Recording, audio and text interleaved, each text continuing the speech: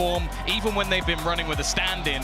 Now, well, they've lost their region again when I think everybody expected them to win it. And on the other side of things, EDG looked like they could bleed, which normally in China wasn't really the case. So I think we're going to have a brawl on our hands today, and we're kicking it off on Sunset. It's a real litmus test for both of these squads, and kicking it off with a bit of pace. We expect this from the side of PRX as they're quickly taking control over this A site, and it looks like that control is going to be given up. EDG content to play a retake. There's going to be a wall to break on the way through, but they are set up with their 5v5 as the spike goes down. Yeah, one of the few teams that is still going to be running a Sage pretty much anywhere, but especially in pistol rounds, it's definitely going to be more of an irritation. Now, EDG have held on to a lot of utility as they now look to set back into this retake.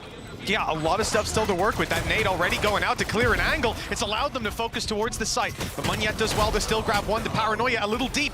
EDG already bypassed it, now catching multiple kills on nobody. It's left all down to Devi, emerging from the smoke. He's only good for one. That pistol round win goes to EDG.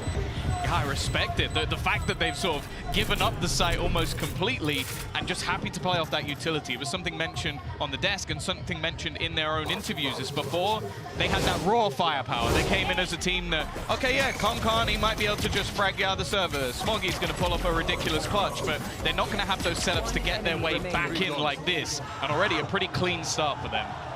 Yeah, a very clean start. Even from the get-go, they're playing retake on the site. They're letting PRX take the space, and then they're able to fight back through because they've kept their utility. They played the game the right way this time around. For EDG, they get the reward. We can see that they're stacked up. In fact, one pistol is all they're going to be carrying through to keep it light. The rest of the squad investing very heavily, and PRX have decided to pull through a lot of sheriffs, but for the most part, they haven't got a lot to brawl with. Open fights should favor their opponents unless the numbers advantage come through. And we are seeing the exact same strat from them, same run through. This time, we're not going to get a Sage wall down to block off, so it could be even easier for EDG to fight their way back through. Also, EDG have even more utility because obviously they're the team of the buy, so they now have still that Paranoia, multiple flashes. Like, they're going to have to make a pretty severe mistake. And again, there's that initial sort of setup from Chichu just to get them the information. The only real danger is just aggression, but it's so messy! And Munyet doesn't manage to get anything. And well, they have managed to at least find themselves a kill, but they need to get so much from this position, even dying to a blast back. And Devi, his late lurk may not be expected, but he needs to buy such a ridiculous amount of time, and it isn't going to be happening.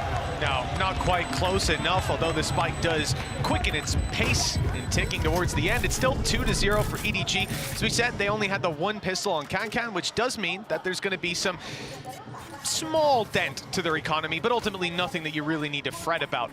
On the PRX side, I'm curious to see where they come out of this one with, because they're going to have all the money to work with, all the credits, full utility. This is their way back in. Yeah, this is where expectations become a little bit different. Now, one good thing is that nobody has done an incredible job already to get that Hunter's Fury online, so potential for some proactive takes. Already they are setting up for a little bit of aggression in towards B main. You can see the knife's been thrown through, but that's all just a bait. This is an attempt to try and hold rotations in onto that B site, and that is exactly what it's done. Yeah, again, though, from EDG's perspective, this is very similar to what they've been doing, just fully stacking up towards one part of the map, gambling that if they take A, they'll play the retake. Obviously, they've got some very well-drilled retakes lined up for us, and I think here's where we're going to get to see, you know, this is nasty for Munyet. It's expecting to see something from EDG, but they might not have much of a chance. If they expect this one, I will be flabbergasted. A free kill for sure, maybe even a second now. They know his tricks. It's time to fade down. Oh, they're going to have to look for that every single round. In the meantime, though, the rest of the team has started to get a bit more aggressive. Devi up close already doubles up their advantage, not allowing this retake to even really begin. Leaving just a couple remaining, and while the potential of flawless might be gone, but it is damn clean from the side of PRX. Yeah, that's a round that they're going to be extremely happy with. On the EDG side now, something for them to worry about as they're playing retake A, wanting to rotate quickly down that avenue, and now they've got to be worried about a player being up top. In fact, even as we go into this replay, this same position that Munyet's in is being pinged like crazy by the side of EDG. They're telling each other, this is where he is. He's going to be there. Watch out on the rotation. rotates. So everyone knows they pulled the trick out of their sleeve. I don't think they'll get away with that again. I'm really surprised they do it in the bonus round. Yes, right, of all rounds. You kind of think that maybe that's something you say for a bite, but it is just that almost ridiculous confidence of PRX, and let's be real. If that's the only cool thing we see from PRX in this map, I'm disappointed. Yeah, I'm surprised, shocked, and disappointed, just like yourself. For EDG, on this defensive side, bit of a change-up. This time, not wanting to play the retake on A. They got a bit aggressive, haven't seen anyone, and in fact, Thrash is coming in on the exact other side of the map. As we can see, oh, I like this idea to try and punish. Actually caught one tag onto something, but that's all they're going to get for it. With the res in, they might want to get aggressive, but Munyet being up close, he couldn't decide on his weapon. He'll only get the one, but at least he got the one. Yeah, they've still kept it even at least. It's not the worst scenario. It looked like it could have gone a lot worse, and already Mindfreak has been able to find another. Kankan looking to try and wrap back in, but the timing couldn't be any worse, and now Smoggy is all that remains. 1 versus 2.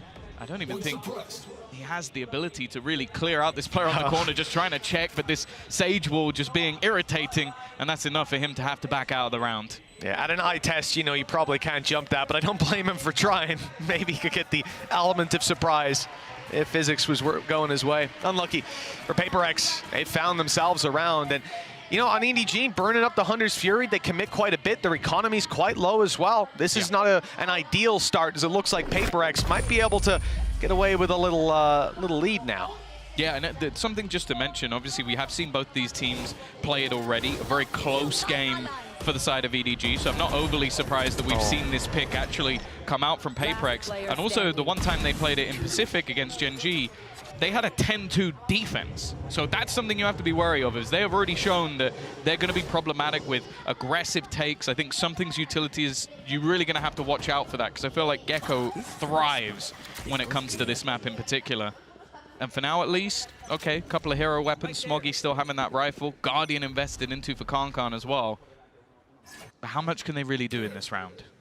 Well, PRX have decided against even showing their presence towards this A site. I think knowing, like, in most of these fights you're taking, you have a heavy advantage in terms of weaponry.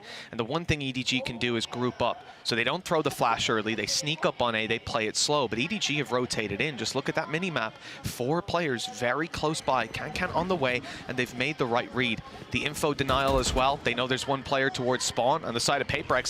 That's not enough to really make a move. Devi is disgusting. He's making a lot of dangerous plays, but in this round, that might not have been the right call. No, if they can get the rifle back especially, that'll be an extra pain that they have to deal with. Also, every player being revealed, no hidden lurks can really be happening. Paranoia is good, but nobody's actually able to capitalize off their counter flashes just a little bit too late, and they are being picked apart. Just a couple remaining. Mindfreak has been able to bring back the deficit a little bit. Another, as he's just popping head after head, but it gets a little bit shaky, leaves it onto something in the 1 versus 1, and they'll be able to hold on in that 2 versus 4. It was a little bit too close for comfort.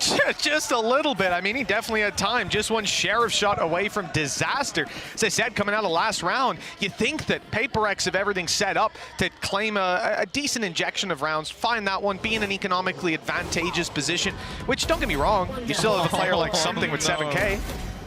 But my God, it's the reason I had this guy's jersey at home. Should have brought it. Yeah, that was clean. And taking out the showstopper as well, I feel like that would have been something dead for sure if he doesn't even just get it a split second earlier. So a round saved for PRX, but probably not something that... Wow. The best part is he was already on the wrong side of the trap, didn't go deep enough. Devi, good for 1, that's it though, shut down, and this round has crumbled pretty quickly if you're PRX. I mean, they might have shut down a showstopper in the last round, but, well, it looks like Kankan will be dropped again. Something tagged, low HP on Mindfreak, and they know where both of these players are. EDG have all the info to play with. It seems to be a formality at this point, unless something has an incredible 3K up his sleeve. Yeah, that was one of the most audacious changes in pace I think I've seen in a long time, because think about how PRX have been playing so far. It's been slow defaults, normally ending up on the A site. This round, he just tries to TP into mid. And the thing is, EDG have been playing a lot around that mid area for the fast rotations for retakes. So it's interesting that he thought there was a gap there. I'm not sure what piece of information they had that they believed that that was going to be clear enough for him to take such a risk, but Hasn't worked out. Something still ever dangerous, even when not playing on that jet.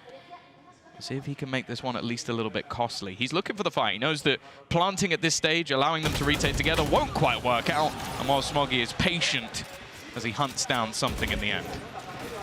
Yeah, again, the right call to try and thin the herd a little bit, but this is a head-scratcher of a play. I mean, the sound cue is there. The kill is easy to claim.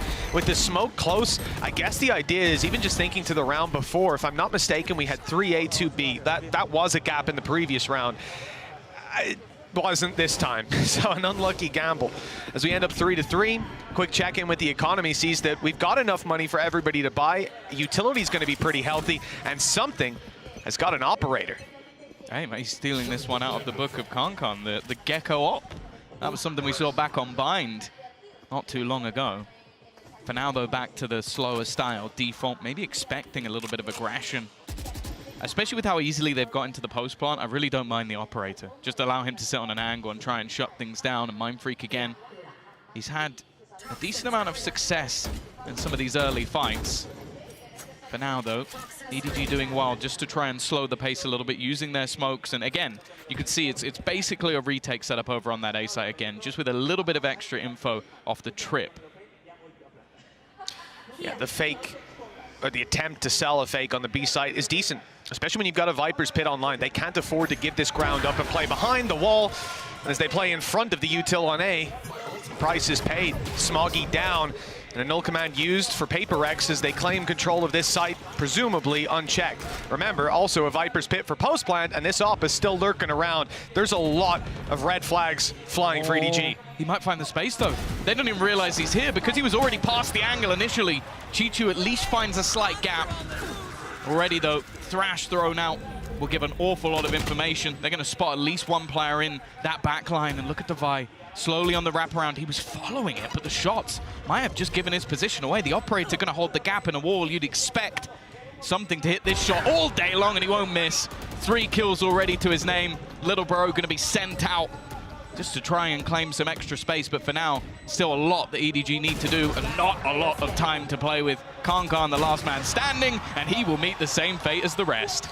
Well, I expected something to do, well, something on the op, nice, but I wasn't really seeing that coming. Write that one down. Yeah, actually, I'm trademarking that one. But EDG calling a pause after that, and then you can understand why. This is just one man finding all the space in the world, despite some decent plays for them to try and break their way back through. I think the harassment from Devi played a big role as well. The fact that he follows up on the Thrash, takes the angle, fires a few shots, and he just runs away. Just lets them know, I'm behind you, by the way. And now they've got to worry about that. It slows them down. It gives time for the op to position. And the shots are there every time. So you can't see at the moment because there's a timeout, but I'm looking at Concon with a glass cannon operator. Now, it would be a little bit of a bold call to try and have that through into this round to try and do something on the defense, but I'd love to see him go toe-to-toe with something, because we are talking about 2 of the best operator players in the world. I think Concon has been someone that has consistently been mentioned with this gun. Unfortunately for them, finances are not amazing. They would have to take a risk. That's the thing. It's whether they want to try and bridge the gap off him being who he is. See, this is the thing, though. This round just might not be the one for it. Just because you don't have any teammates that have a rifle. They don't have anything to back you up. So unless it's even a gamble on the defense, because you're going to sit on B with that op. If they go A, like they have, what are you going to do? I don't mind it, because if you lose it, the cost is just too high to pay. Instead, you won't, because it's Concon. Well, that's the theory, right? But he's 5 and 7. So he's got a Guardian. He's got a Stinger, a Guardian. He's not sure yet, and he's sticking on the Guardian. Okay, so a decent rifle to fight with, some range potential, and nothing but Sheriffs to back him up. It's not a round I expect EDG to win in, but it is one that carries a lot of danger on the side of PRX, because we've seen before how strong EDG were on a retake with weaker weapons. Again, they've switched up. There's been so much presence on that A side that they gambled in that direction, and PRX, they've had solid reads so far. One defender, Chichu, he has been the point of contact in almost every single round, but an afterplant, even a Viper's Pit expended here. You mentioned that some of these rounds got close. Well, PRX don't want to allow that to happen again.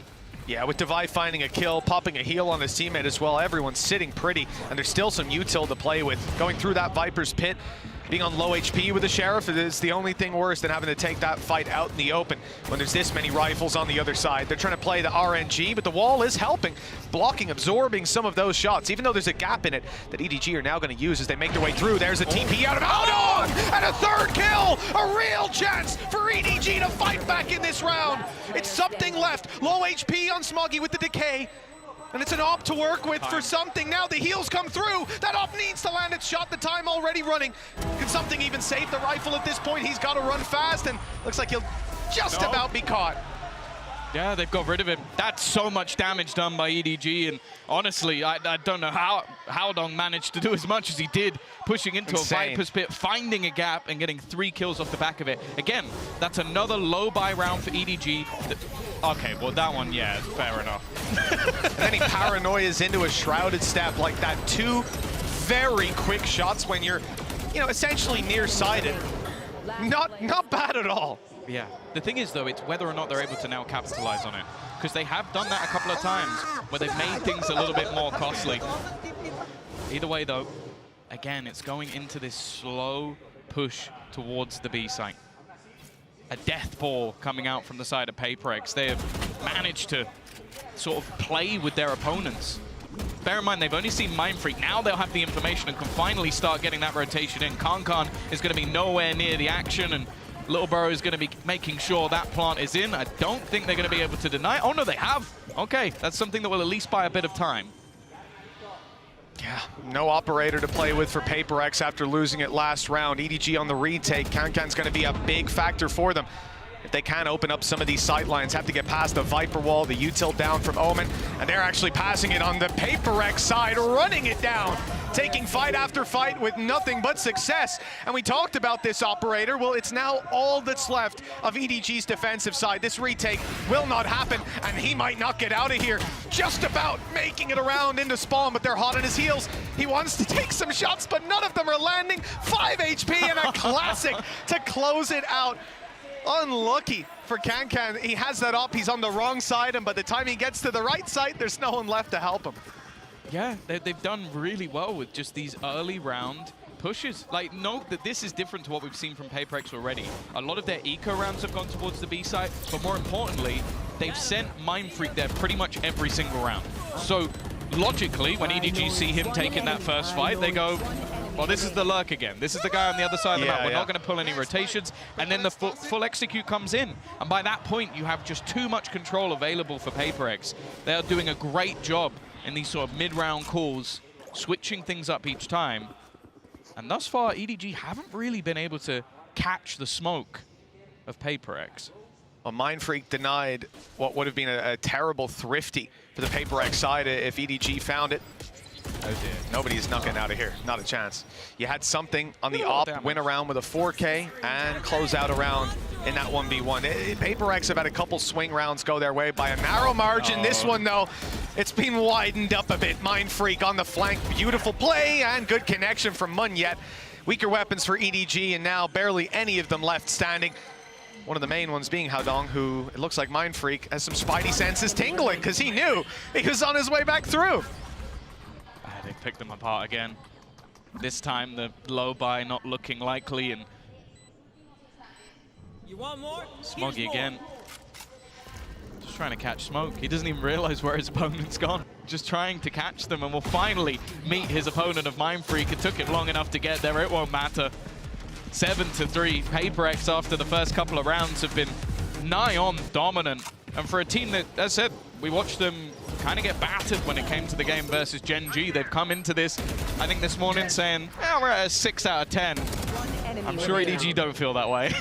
Yeah, and even if we can argue that EDG have had some closer rounds, some opportunities to pull it off, it doesn't matter. When you're facing down the barrel of a 7-3 scoreline, it's time to show up here and now. Now, a big round for EDG, not just in their buy, in their credits, but also in their ult orbs. They've got a lot online to work with. This has to be their safety net. Well, this time, nobody is going to be battling once more for that B control. You can see an immediate rotation from EDG.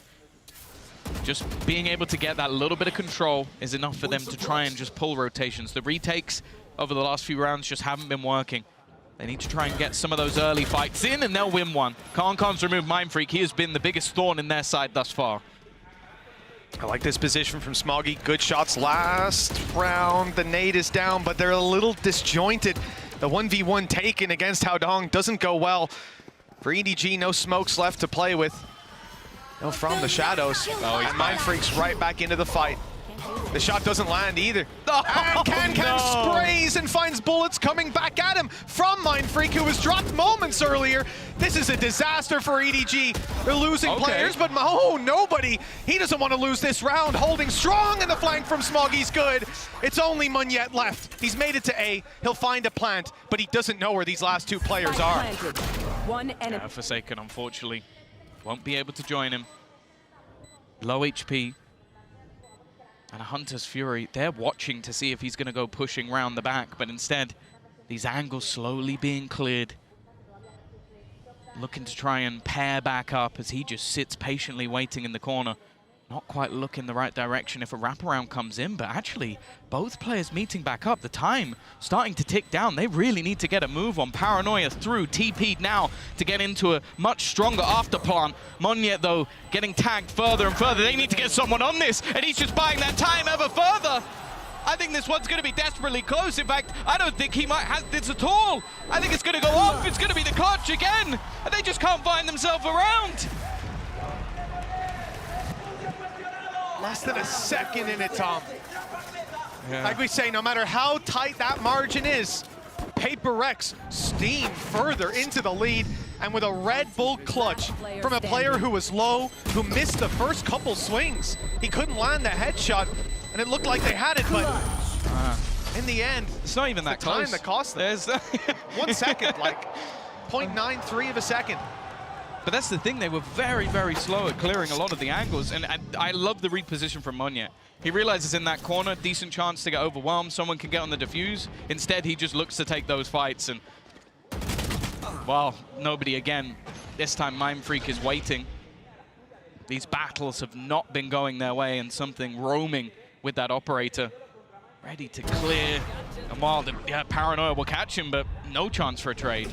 It's not even an ability that gets him out of there. It's literally just the straight up, take your knife out and run. Now, Can's gone through mid. There is a lurk waiting around here, but it's waiting for the B main aggression, not for the mid push. They weren't expecting this. The timing a little off, and the shots didn't land initially, but Munyet's recovered it nicely. Mindfreak down, big player for the side of PRX. He's been going huge in a lot of these rounds.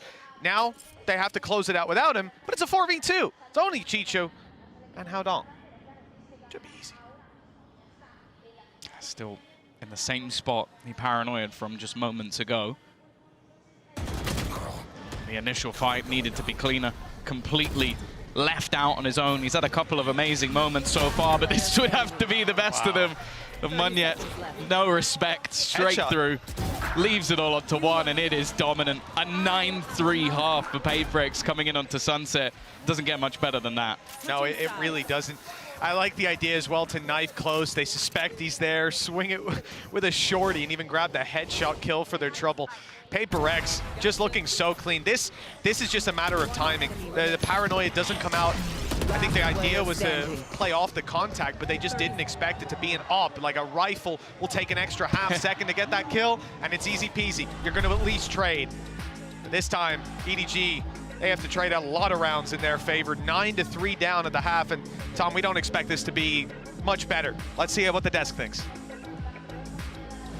Thank you very much, guys. Yeah, I've pulled a telestrator here for one of the rounds in particular, which is round number 3, the bonus round. And this one was particularly interesting as well. Just the overall game plan going a bit amiss here. With this PRX comp, what you want to do is you want to bleed the utility out as much as possible. And they were just giving the A site entirely for free most of the time. I mean, PRX not being forced to use many of their util tools, like a Paranoia flashes, really at all. And part of the benefit of the Gecko is that you can pick up the flashes as well. Once you use them, you can pick up forms of the util. But it was going amiss here for EDG. And when you give up this much space, it's one of the worst worst things you can do because you set up PRX to do things like this. I mean, they get quirky with the walls. They set up the Sage Wall up here onto this high ground angle, and they're really making sure that their game plan is to try and fight for this area as well of the map. These link areas, as well as backside control, making sure they're getting really proactive in those moments, and it just completely dismantled EDG. I'll speed it up as well, as you can see. It takes out the players here. They're flash re-clearing, making sure they set Devi up into the deep positions, and it's the major strength of this comp. I mean, being able to fight and really take space proactively.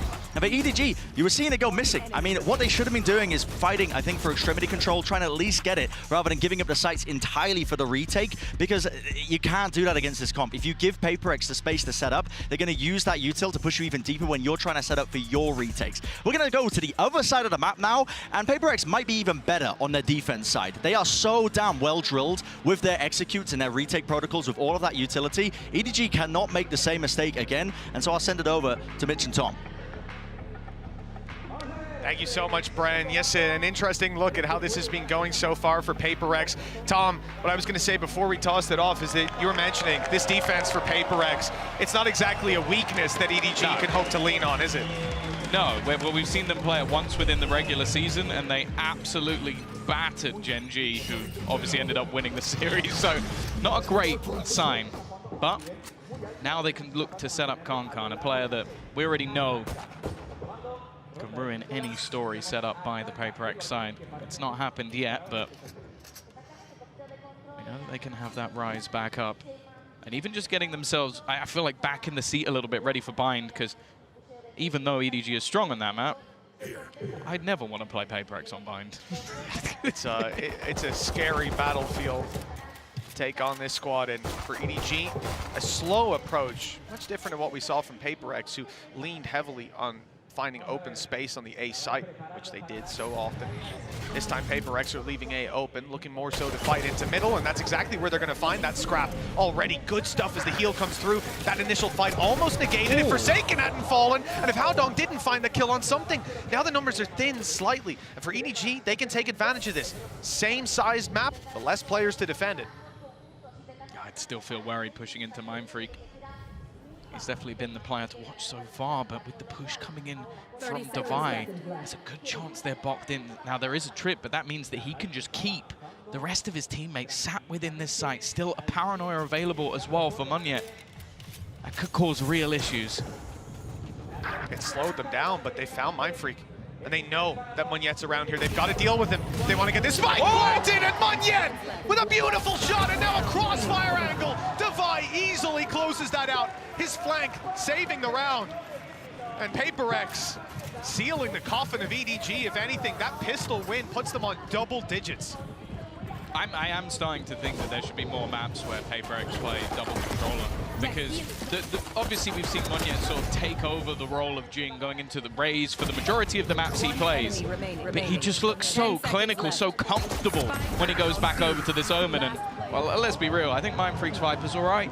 I think he's doing okay. He's always been a decent controller, you know, at the best at times. I'll make you excited. Oh, wall up right away. Interesting angle for Forsaken, and he's already got one. No reload, he wants another. Oh, I love to see the Outlaw thrive, and Forsaken looking beautiful doing it. This is the perfect round. They don't have shields.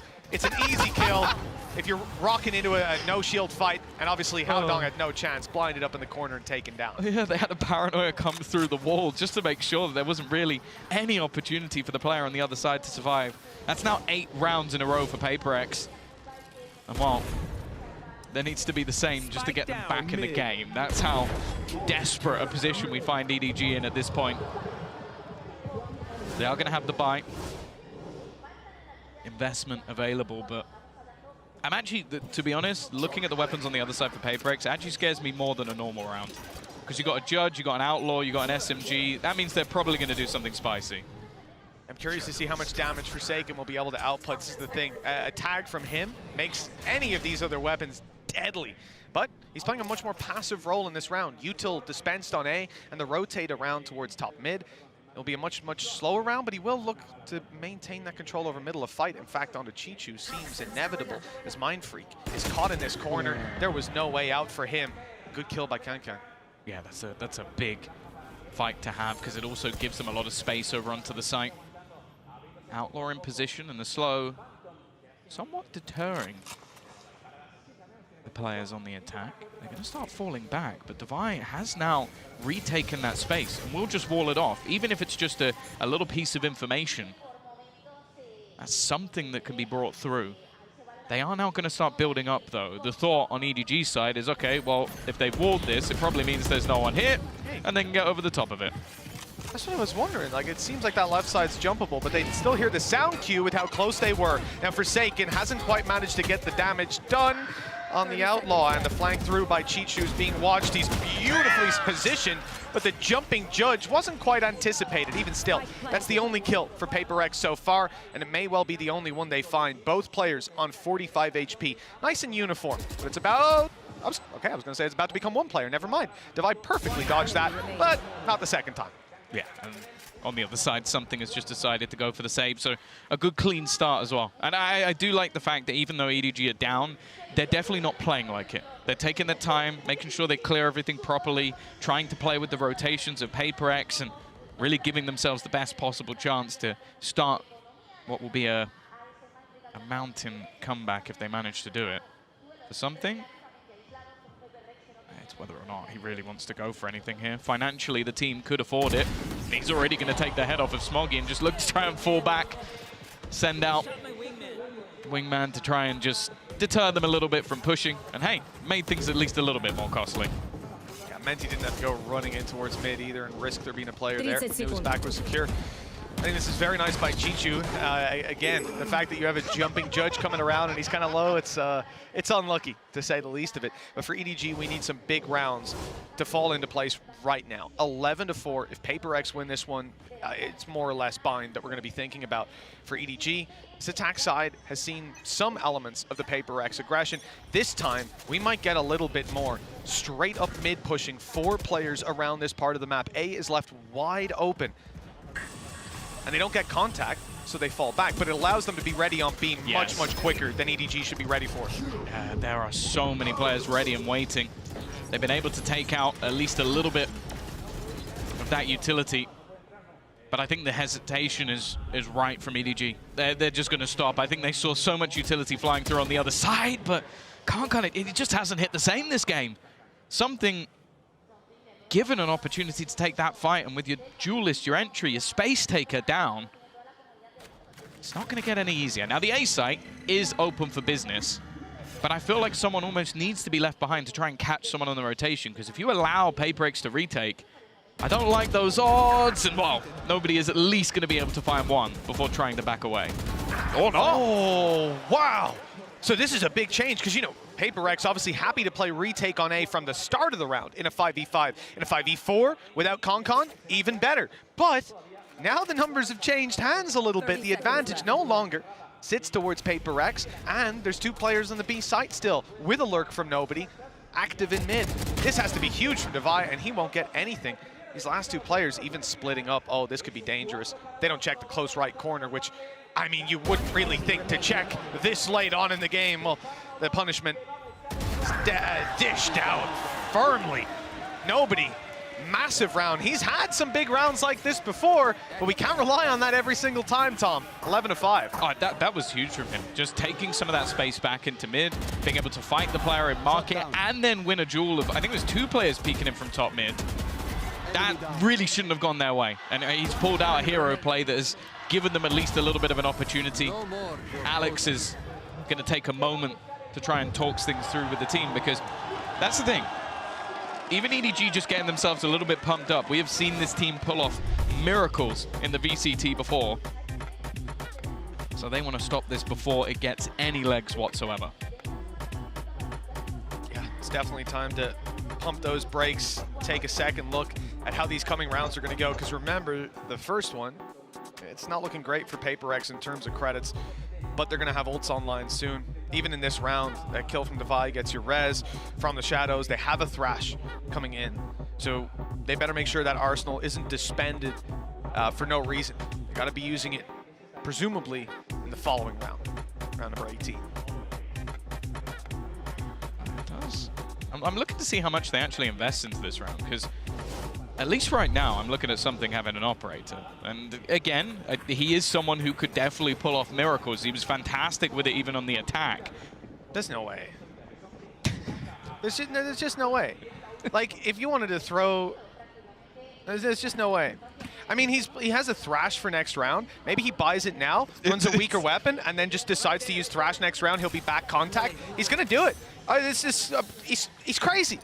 On defensive side as well, it's a risk. Maybe he can save it if things go wrong, but really the hope here, the gamble, is that he's able to find some serious value. And as we can see, well, EDG were backing off. And it looks like they won't be coming near beam. Oh, never mind. The danger zone has been entered by Chichu.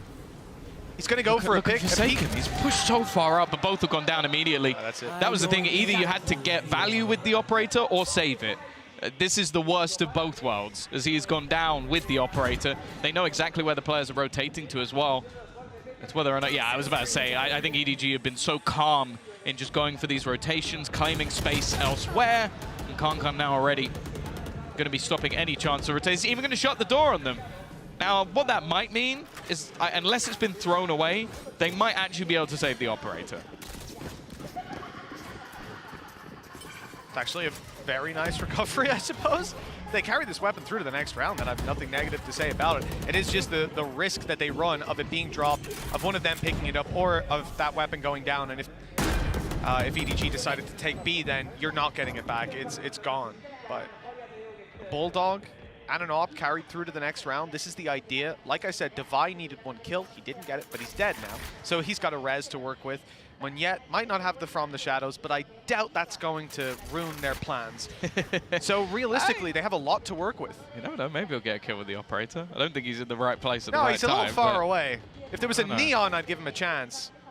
But no one's getting to his neck of the woods anytime soon. Mind Freak, oh, you're in danger. They put the Paranoia through, but I don't think anybody's really pushing too far on it. Mind Freak will already get one. It's how much more can he make? It's costly! Oh! Mind Freak is just hitting every single shot. And okay, he loses the gun, but even the extra credits will put him in a spot where he can buy a rifle for the next round anyway. So they're just throwing. They're throwing, because why wouldn't they just go for it? When you've got Mind Freak on your team, 2v5, just go for it. Just go for it. Look at this guy. It's unbelievable. Get that one in a replay. Oh, yes. Oh, I like that. Oh, he even blocked the nade. Our observers are fantastic. Thank you guys so much for showing us that. That's so cool. Just body block it. Yeah, just block it, duh. Come on. Take the kills. 11-6. The thing is, though, the economy doesn't really matter so much for EDG. They've built up a lot of extra cash. Howdong even with 8,000 credits post-buy. And if they lose 2 rounds, they're done anyway. So ultimately, it was worth trying to remove that extra weaponry, something will have the operator. As you said, the ults have come online. You have to think that sooner rather than later, PRX are going to eventually get this one over the line. But for EDG, they are now starting to build into this. Still with a showstopper. Hunter's Fury for this round. And again, just this slow, tempered approach to trying to gradually take space. They're not really giving any information over onto the PRX side. And well, something... one of the players who could find it is just sat with his operator in hand. Single-handedly maintaining the control of the A site, where they've been so happy to play retake before. Something's got it on lockdown, but EDG are not looking to take any risks towards that side of the map. Instead, it's the B site that they're currently targeting. Now, there's some utility being expanded to run that clock down 40 seconds, as we're going to see, oh, even a deep flash thrown through. They're really trying to stop this squad. I guess send them back to A, or at least make it so that they have to blitz in, and with the showstopper, that's not really a problem for them. Risky. Okay, it's ended up fired at a corpse, and a nade. Oh, Kankan doesn't stand a chance. Now Devi can do some serious work. A res online. We mentioned that earlier. They'll try to retake the body on the side of EDG, pushing forward and taking every single kill. And with something only now making it to the B site, now it's time to save. It's time to save, Tom, isn't it? It is something. I don't think he's going to go for this, but you never really know.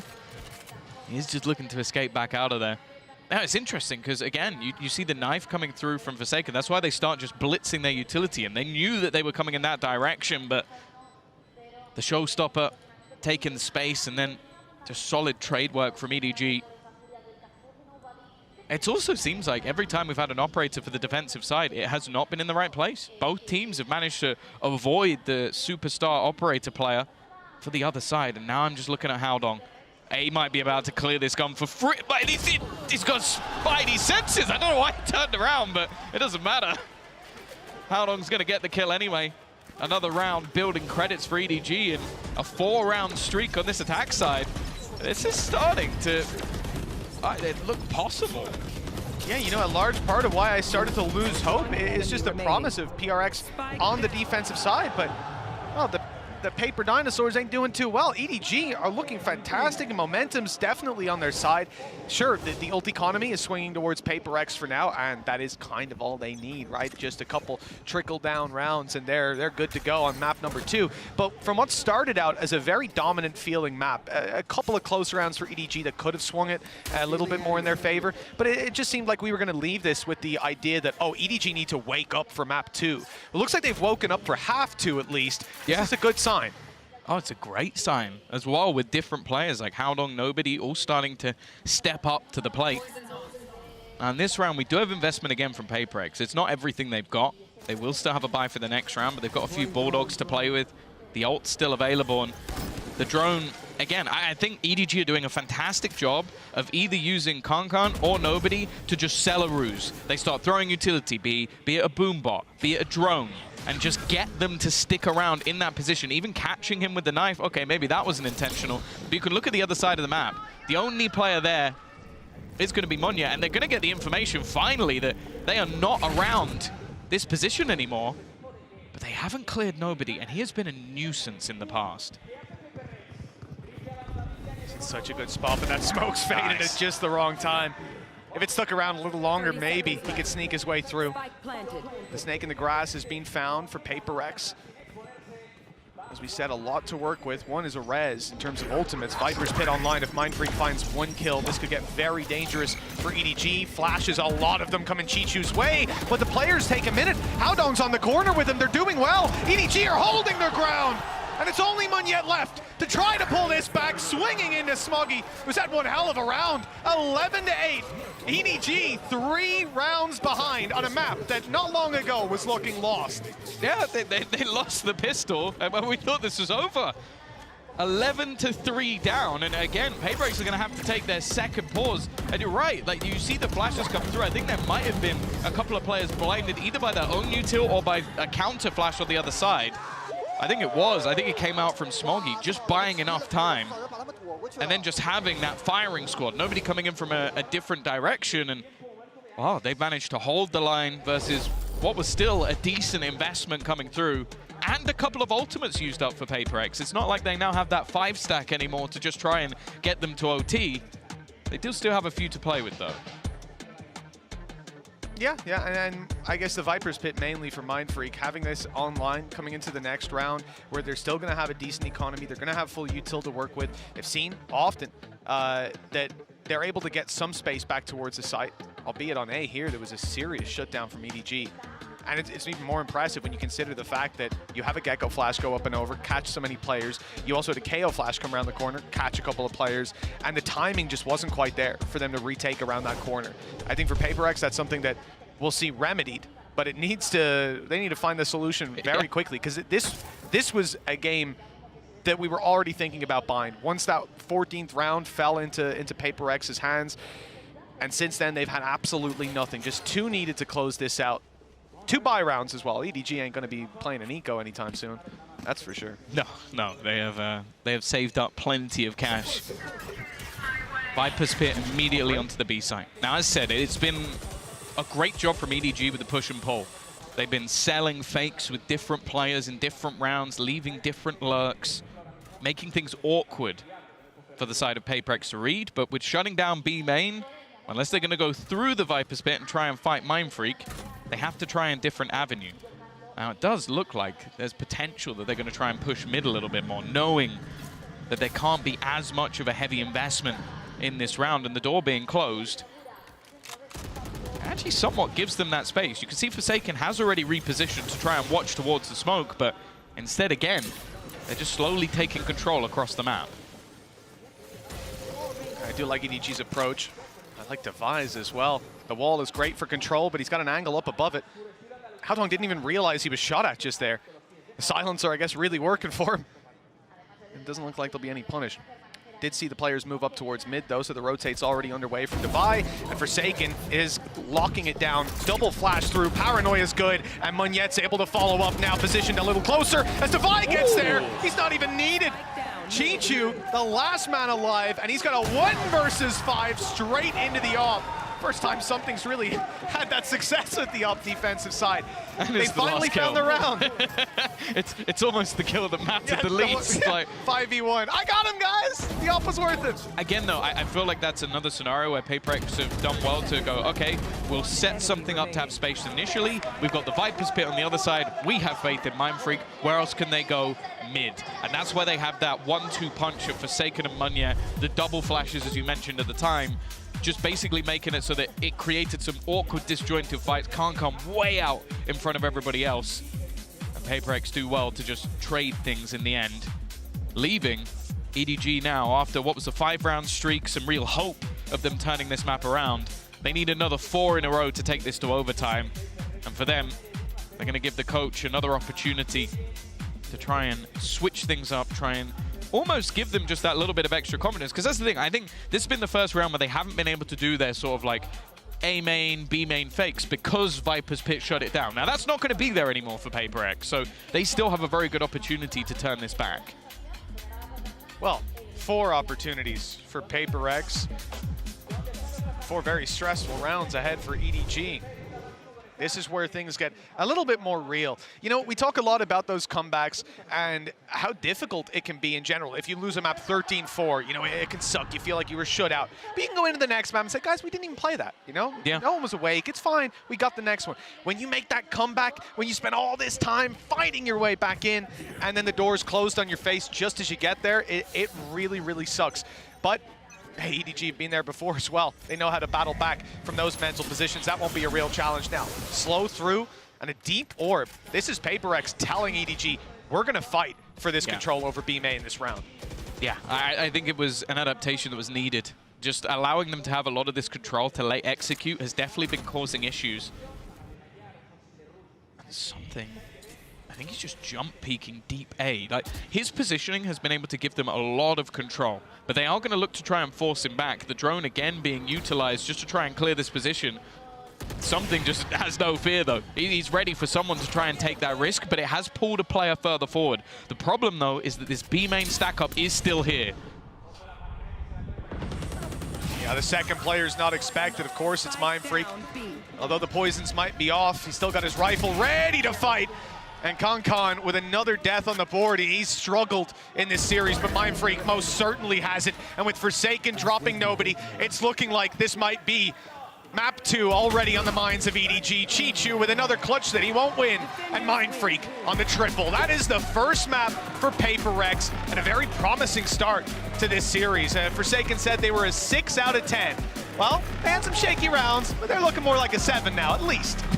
Yeah, they've got their first map on the board in a matchup that I think many believe to be competitive. Worried about the form that this team was coming in on. It's safe to say in the first half, there were no worries at all. Utterly dominant, and it just took a little bit of time to get it over the line. I'm excited for the next map, though. Either way, Mitch, we're going to be heading off to the break, and we'll be back with map number 2 afterwards.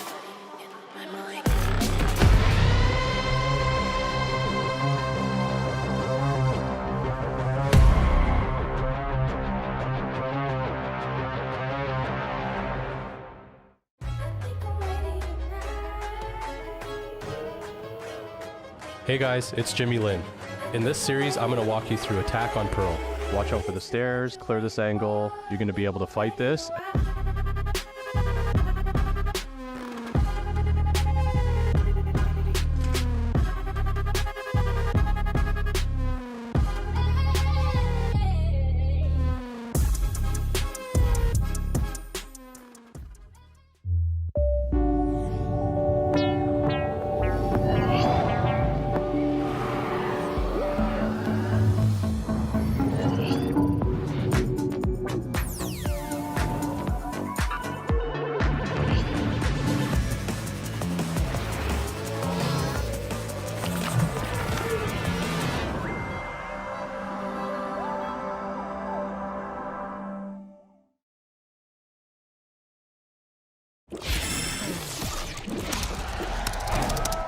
Red Bull gives you wings.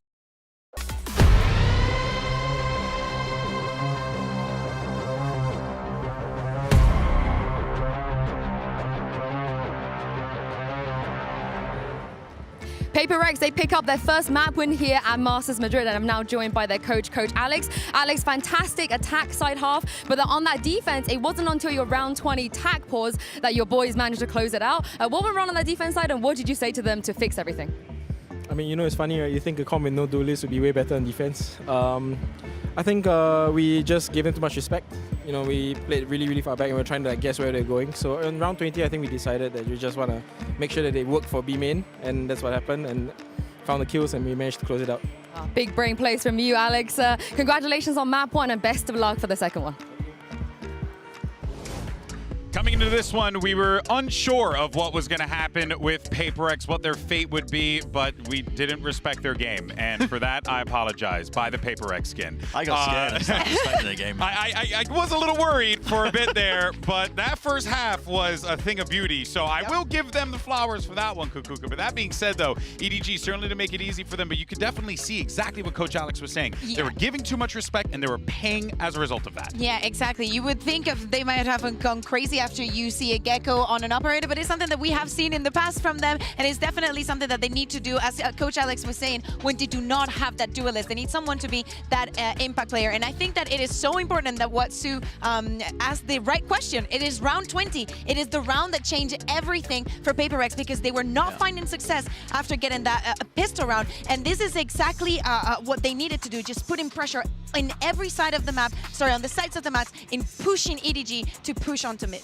Yeah, just having that B main control is so important because you can stack players into the top section of mid, and it's exactly what they were talking about. And as soon as this comes through, they just set it up beautifully with just a double flash play, peeking together, making sure they take the fights, not showing the respect anymore, just to try and get it over that finish line. And then a follow-up round, which we didn't actually pull, but it's the exact same scenario. I mean, you just see the delayed B main take, really forcing EDG to take control of that one. And they were lost, EDG, on their attack side in that one particular round. That was the turning point for EDG to end up taking that map. But, you know, some signs of weaknesses, I would say, just at least on that half, but definitely form focus wise, PRX have come here to play. They got some shooters on their teams, man. They're going pound to pound with a team like EDG. It was a concern of mine, I think, as well. But listen, the mechanical ability is all there, I think, for PRX. Yeah, it certainly has been. And you can even see them too, like they're laughing, they're having a good time. Yeah. That is incredibly important because you got to keep the spirits high, especially when you're in these tense situations on that stage. But let's jump over to the other side, though, for our aim lab shoot around. We're going to check in with Kong here and talk about EDG going into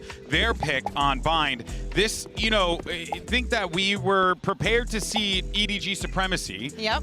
And even though we didn't quite get it in map 1, I'm not trying to sell the stocks quite yet here, Brent. I do believe that EDG can very well bounce back. Bind could be the map that they do it, and Kong could be the catalyst. It could be, yeah. I believe he plays the KO on Bind, and they have Smoggy playing the Raze. So they swapped the roles up again for this one, which is the next map we're going to be heading into. It's going to be interesting to see how he performs, but it's about that setup as well with the flashes and the plays. I think we might see just familiar patterns in terms of the win conditions. You know, how much we were talking about disrupting the retake protocols with the util coming in. Bind, when you're playing on the attack side, is pretty heavily, especially with the comps that they played, the double initiator comps, is trying to disrupt the retake timings. Either that or through B or A, trying to fight for backside A control. I mean, one of the first teams to put me on that one was, you know, Krax's KO on Bind for Foot. There's a shout out for you. I mean, they were one of the best teams in the game at doing that, disrupting that backside control on Bind. And so I think those are going to probably be familiar elements again. Yeah, a long time ago now.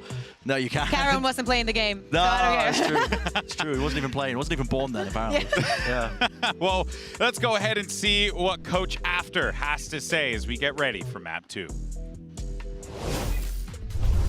I'm now joined by Coach After from EDG and Luna to do some translating as well. Now, After, it felt like you could have really won that map. Do you think the slow start in the first half costed you? And how do you fix that going on to map 2? 其实在这张图第一开始的时候，其实是有一点慢热的。你觉得如果说并不是这样慢的开始，如果不是这样慢的开始的话，能够有机会赢下来吗？以及在第二张图能不能解决好这个问题？其实我们下半场已经找回来比赛节奏状态了，所以可以在第二张图体现出来。然后第一张图慢热的问题其实是在节奏掌握上，我觉得我们一开始是熟悉他们的，但是我们在辩证的过程中，可能在少了很多细腻的沟通吧，就可能会变成是阻碍我们的一个情况。然后接下来在第二张图，我们会把这件事情给调整过来。I think in the second half of the first map, we kind of like find our pace back, and we are definitely gonna bring it back to the second map. And the reason why we are so slow is because there are miscommunication, and we're gonna fix that in the second map. Well, thank you so much for your time. Thank you, Luna, and best of luck. Miscommunication issues with EDG, certainly something that they're going to need to have to clean up as they get ready for Bind, because PRX, it just seems like they're just vibing out there. So you really got to try and catch them off guard here. Oh, yeah, exactly. And if you think that attack in half that we saw in the first map was something, just wait until you see 2.5 initiators, because I count Yoru as a half initiator with all that utility. Oh, okay. They go back to this comp. Okay. This is something that I believe they ran something super similar to this, if not the exact same comp with the Reyna and the Harbor. Yeah, I mean, I love to see PRX pull out the Reyna comp, but especially like this double control with the Harbor and the Brimstone as well, because they have some cool stuff that they pull out. I mean, it's been a while now. I mean, you're going to have to scour the VODs if you even have time for that, because we're going to be jumping into the game. But EDG are running their standard stuff as well, which puts Kang onto that KO as well. All eyes on him, I think, in trying to support that one.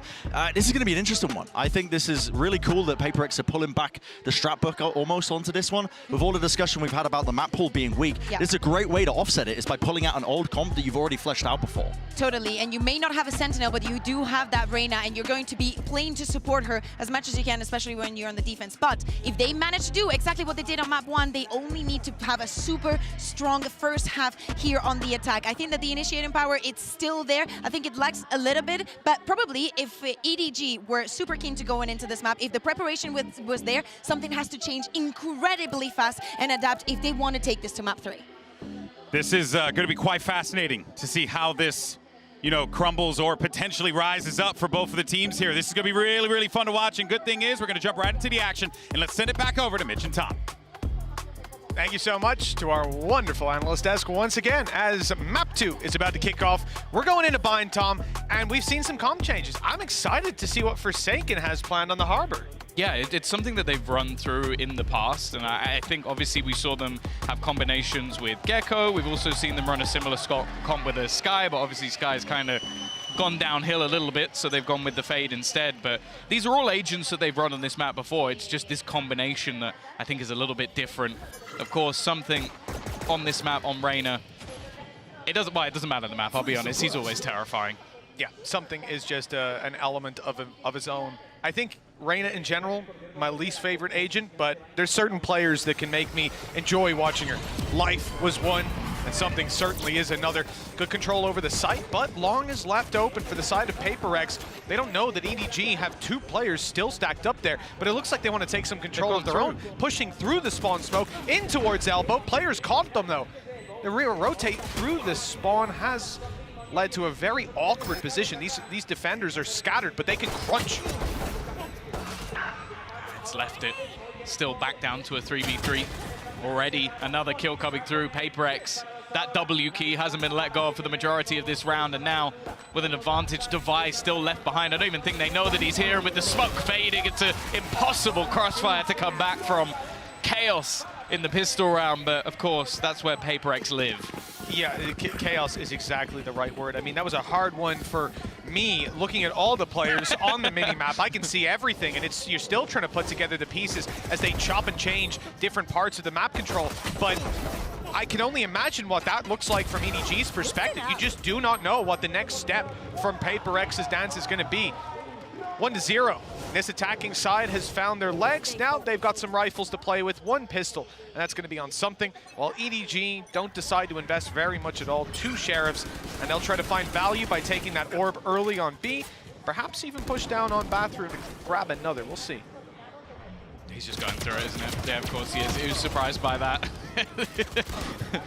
The opponents definitely weren't. They're already waiting for something to take a risk. Of course, he was only with a pistol in this round. Cove actually going out just to try and clear the close angles and go above it. They are taking some casualties, and actually a weapon has been found. Chichu, though, is desperately low on health. Can Can he find anything more? Yes, he can! He's already got a second! Stuck reloading, though, a little bit unlucky. A nice attempt from Chichu, and again, a round that shouldn't even have been remotely close. No, not even 1% of what we saw there. I mean, this is just ridiculous. EDG certainly have some fight left in them, and the best part about it is that one of the most valuable ultimates comes online because of that. Chichu now has an orbital strike to play with. This could be big for this squad. I think for PRX, they've got to be kicking themselves. Sure, the initial fight, something goes ahead of the smoke, gets caught off guard, but he had a pistol. It's whatever. Yeah, ideally, you'd have another player beside, whatever. We can look past it. But everything from that point forward was a domino that never should have fallen. Well, luckily for them, Forsaken did also do a lot of damage, so he's going to have the Reckoning online. Something is exciting me with an outlaw in Arena. You're talking about that. I'm looking at Munyet with the Bucky. It's a deadly combination. First kill going the way, but the space already been taken. And of course, the Reckoning just gives him all the information. Look how close up this man is going to be able to get, just cause them issues. This buy, not a particularly good one, but now in the afterplant, very scary. Oh yeah. This is where EDG can't really afford to swing an angle out in the open. There's not much of a choice. Looks like Orbital Strike being online early is going to be used to try and give them an advantage, but it pushes the Bookie forward into their arms. And that's not where you want this to be. Up close and personal. Munyet has a bit of a timing to worry about. These players on the other side, I mean, if one of them sees him, he's in a lot of trouble, but he's made it out. Something's grabbed another from far away, and it's as easy as could be. Already tagging up Con with a classic. Wow, that is quite the third round for PRX. After what I saw in the second and in the first, I don't know where I am. I'm losing it. He's just got a kill with a Bucky and a classic in the same round versus a full buy. These are the rounds as well that just shake you. Like, you're going into a map that has been strong for you within your region, strong for you historically, EDG, but you've just been owned immediately by an outlaw, a Bucky, and a classic. Like, you can't really feel good about a round like that. It's so ridiculous. As long as a teammate's done damage or they're on half shields, this guy's able to one-shot you and immediately get out of there. I mean, you're already moving quick with an outlaw. It's already buffed, but he's just going doubling down on it. PRX 3-0, but EDG managed to upset them down to just one player left with a lot less. And oh, he's gone through. That's perfect, like a scene out of Ocean's 12. The smoke is Haldong. Managed to get one. The Boombot's done a significant amount of damage, but he's still in the corner. They haven't spotted him. Still just surviving now. Chichu's found another as well. I don't know how these rounds are going down in the fashion they are. Haldong still alive! How has no one cleared this man? He's been in the same position! And they've got him flawlessly! That was a MasterCard Thrifty, by the way, guys. That was a MasterCard Thrifty. These guys are all right with weak weapons, it looks like. They're better! Why do they even buy rifles? Look at this! 20 HP! Just once again, 20 HP! And another player comes out. He misses the first shot, immediately correct. This is disgusting. It's disgusting. I can't believe it's it. It's filthy. You can't do that, like. Well then, unfathomable. That is one way to get on the board. Yeah, cool. I'm gonna try and forget that happened and just move on with my life. Both teams now do have a bye. Munyet going to be taking the space. This time he is caught, but not really anybody available to capitalize off the back of it. And they're using that cove again just to take initial space. They're not stopping, though. Running straight in onto Smoggy. I think that was Munyet battling for the sport. It was. He was going all the way through. He's being caught, but Mindfreak catching nobody. This is a big kill. They've got an extra angle to fight from that someone has to deal with. And Haldong, this man's an enigma. Nobody's ever looking at him when he swings an angle. I don't get it. But at least it's down to Chichu. Low HP on Mindfreak and Forsaken, but the post plant is the real danger. They can run that clock down, peeking one at a time and ensuring that spike is not diffused. 4-1 for PRX. Surely this is where we return to normality. Good one. Yeah, 2 showstoppers online. I don't know what the hell I'm thinking. Don't forget the Empress as well. Oh, wow. Oh, yes, you're so... Well, to be fair, it is something. Yeah, you're actually right. It is the one and only time. that actually makes sense. I can't, like, Howdom's just run through into a Molotov to try and get that kill. It is like, who can make the riskiest play of the round? And at the moment, I feel like the only person losing is me. Losing my mind. Look, EDG, they've called a pause, and I pity their coaching staff. You sat there, it must feel like you've turned up for like 6th grade exams and you're a 1st grader. It's like, what the hell am I watching? My mind doesn't work at a high enough level to understand the chaos unfolding in front of us. For EDG, well, let's hope they've got an idea of the tweaks that need to be made here. It's only 4-1, but we saw PRX run away with it in the first half last map, and despite EDG having a big resurgence, they were never really able to find their feet. This has to be a different story for them. Yeah, this is the thing. It's not only the fact that you have to try and quell what has been some of the paciest rounds you've ever seen.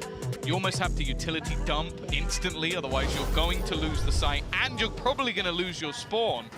But then you also have to look at the guys on the other side of the stage and realize they're just giggling to themselves. At a Masters event, the opportunities, you need 2 wins and you get top 4. And those guys are just having fun. You know, it's something you said earlier on, Tom. The fact is, you know, EDG, you lose this, you go, okay, well, PRX, maybe they are actually legit. You know, the region is sick. Sure, Gen G had managed to best them in the final, but it is what it is. You can still estimate them as a top team. You could end up coming up against Loud. Yeah. With potential elimination on the line. That's not a comfortable position for anyone to be in. That's the thing. There are no easy games. Here goes Munyan again. It's a martyrdom. Headshot. The showstopper. He's taken down nobody and himself. In the look at where something is, though. He's just walked out onto the site. He's just got no fear. Even going to get himself healed back up. Kankan must be surprised. And finally, Smoggy will put him down with the trade immediate. An advantage once again garnered for PRX. And the remaining players are going to have to hope for a timing. But actually, timing could go either way. It's all going to be on to whether or not Mindfreak is looking in the right direction, and they both win their battles. It's now left on to just Devi, but one player is very low, and he's already going to clear him. Oh, Devi's gone out ahead of it as well. That's expected, and Howdong lands the shot. This time someone was looking at him, but he still wins the fight. As a round will be found for EDG, that gap not going to be extending. PRX have an opponent hot on their heels. I mean, the other thing for PRX as well, coming into this round, you've got some weakness, really. It's just Munyet after going down so early in the last one. But the reality is, he should be in a pretty decent position, still rocking a... Well, actually, I saw a Judge bot up earlier. He's going to go for a stinger. But the weaknesses aren't too massive. It's more so the ult economy. Smoggy's got a showstopper, and nobody has a Hunter's Fury to play with. Big ultimates for that defensive side. Big safety nets to fall into. I'm still just nervous seeing something pick up on the operator on that attack. We've already seen the Outlaw. Now you get the big brother. The thing is, you know, although the damage is going to be lower on the Outlaw, right? Kind of need the headshot on the swing. It's going to be much harder to post up on those angles with the op to get in and get out. And we saw him, if you're not something. True, for most people. I should always put that in front of it. For most people, that would be the issue. We've watched him do it on Gecko in the last, on attack side, just single-handedly take out a team. So now he actually has some movement benefit. Even still, though. EDG really needing to string a couple of rounds together. It's been an eco and a problematic round of Munyet. No trouble finding that opener. Nightfall has deafened their opponents, making things that little bit more problematic in terms of working out how far forward they've gotten. The high tide has cleared so much space, and you also have the Cove. But now that utility fades, they don't have much to play with at all. In fact, I don't think they have any smokes left. Trying to sell it as a pump fake, but it doesn't look like EDG are buying it. Orbital strike, Smoggy's in the open, but he's caught one. That spike down, and the ult used, the Hunter's Fury, finding targets. Oh, they're so low. And with Smoggy down, the numbers on the side of EDG are good. They still have a 2v2 with 10 seconds left. All they have to do is deny the spike being picked up. And Howdong, he gives the space. 6 seconds as they make it towards the side. What a shot! Howdong! How did he manage that? He's won it off the clock alone. And if that came down to a 1v1, anyone with something, I don't think he's winning it, but he avoided it altogether. Beautiful play. I'll be honest, I was scared when he let the spike go. Well, when he let it go, I was like, that's a risk that I don't know if it's worth taking, but hey, he was ready for them to try and plant in the safest spot possible and just hits a crazy wallback. This is just a fear factor, though. Just what something can do, even in the most awkward fights possible. Again, though, the rounds the EDG have won is off the back of pistols and 2 1v1 clutches out of that man on your screen. 4-3.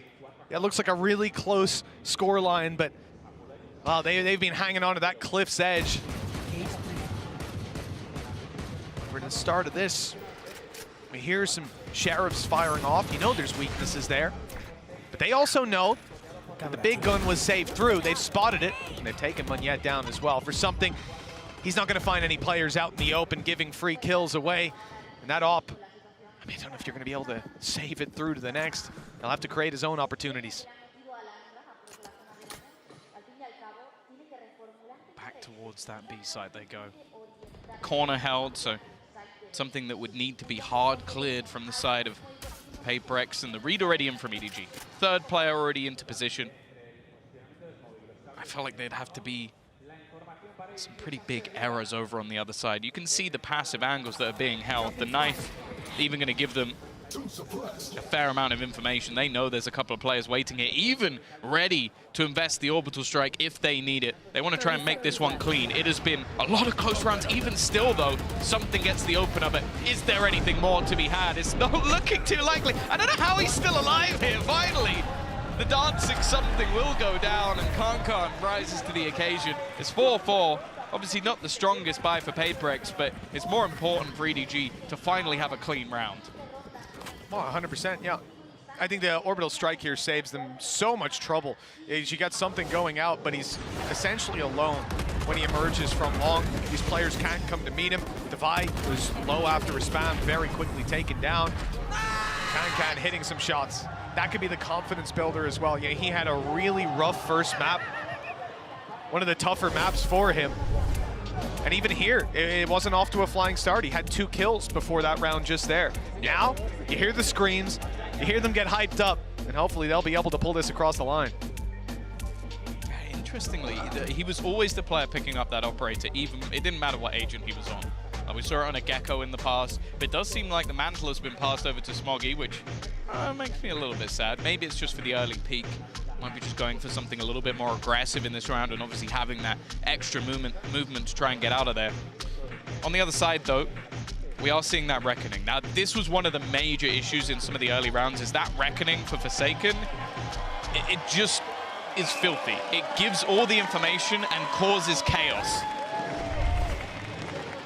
Makes sense as well for Kankan not to be running that operator, Sure. just because even last round, right, the reason they're so stacked up on B, because they started to rotate to A, but the knife found 2 players inside hookah. That's when they pull out the orbital strike. That's when they pull the rotates to B, and they're ready for that blitz out. PRX ran into a stack because of him. So if he goes down early, just trying to get an op pick, you lose so much in the late round. If Smoggy goes down, well, it's all right. You're not losing any massively important utility.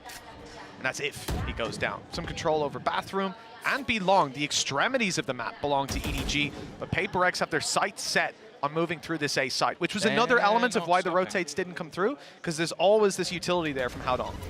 Still going. They are all the way outside of Showers, and that'll be Mind Freak down. A big loss in the early round. Haodong fighting within the cages, within the Reckoning, and he'll lose his life for it. Maybe a little bit of an overextension, but with one controller down and Forsaken's utility already expended, this doesn't leave them with much. In fact, they're going to go pushing. Something trying to do everything on his own, and now with them pretty much boxed in, I don't know if PRX have a hope in hell of getting out of this. Certainly not if they play aggressive. We can see that with the crossfire, the triple crossfire, backing up by an op, but they've made the right call. Instead, hightailing it to the other side of the map where they could be able to get a plant down. It's the post plant that's worrying. And the advantage here goes to EDG, 4 versus 2.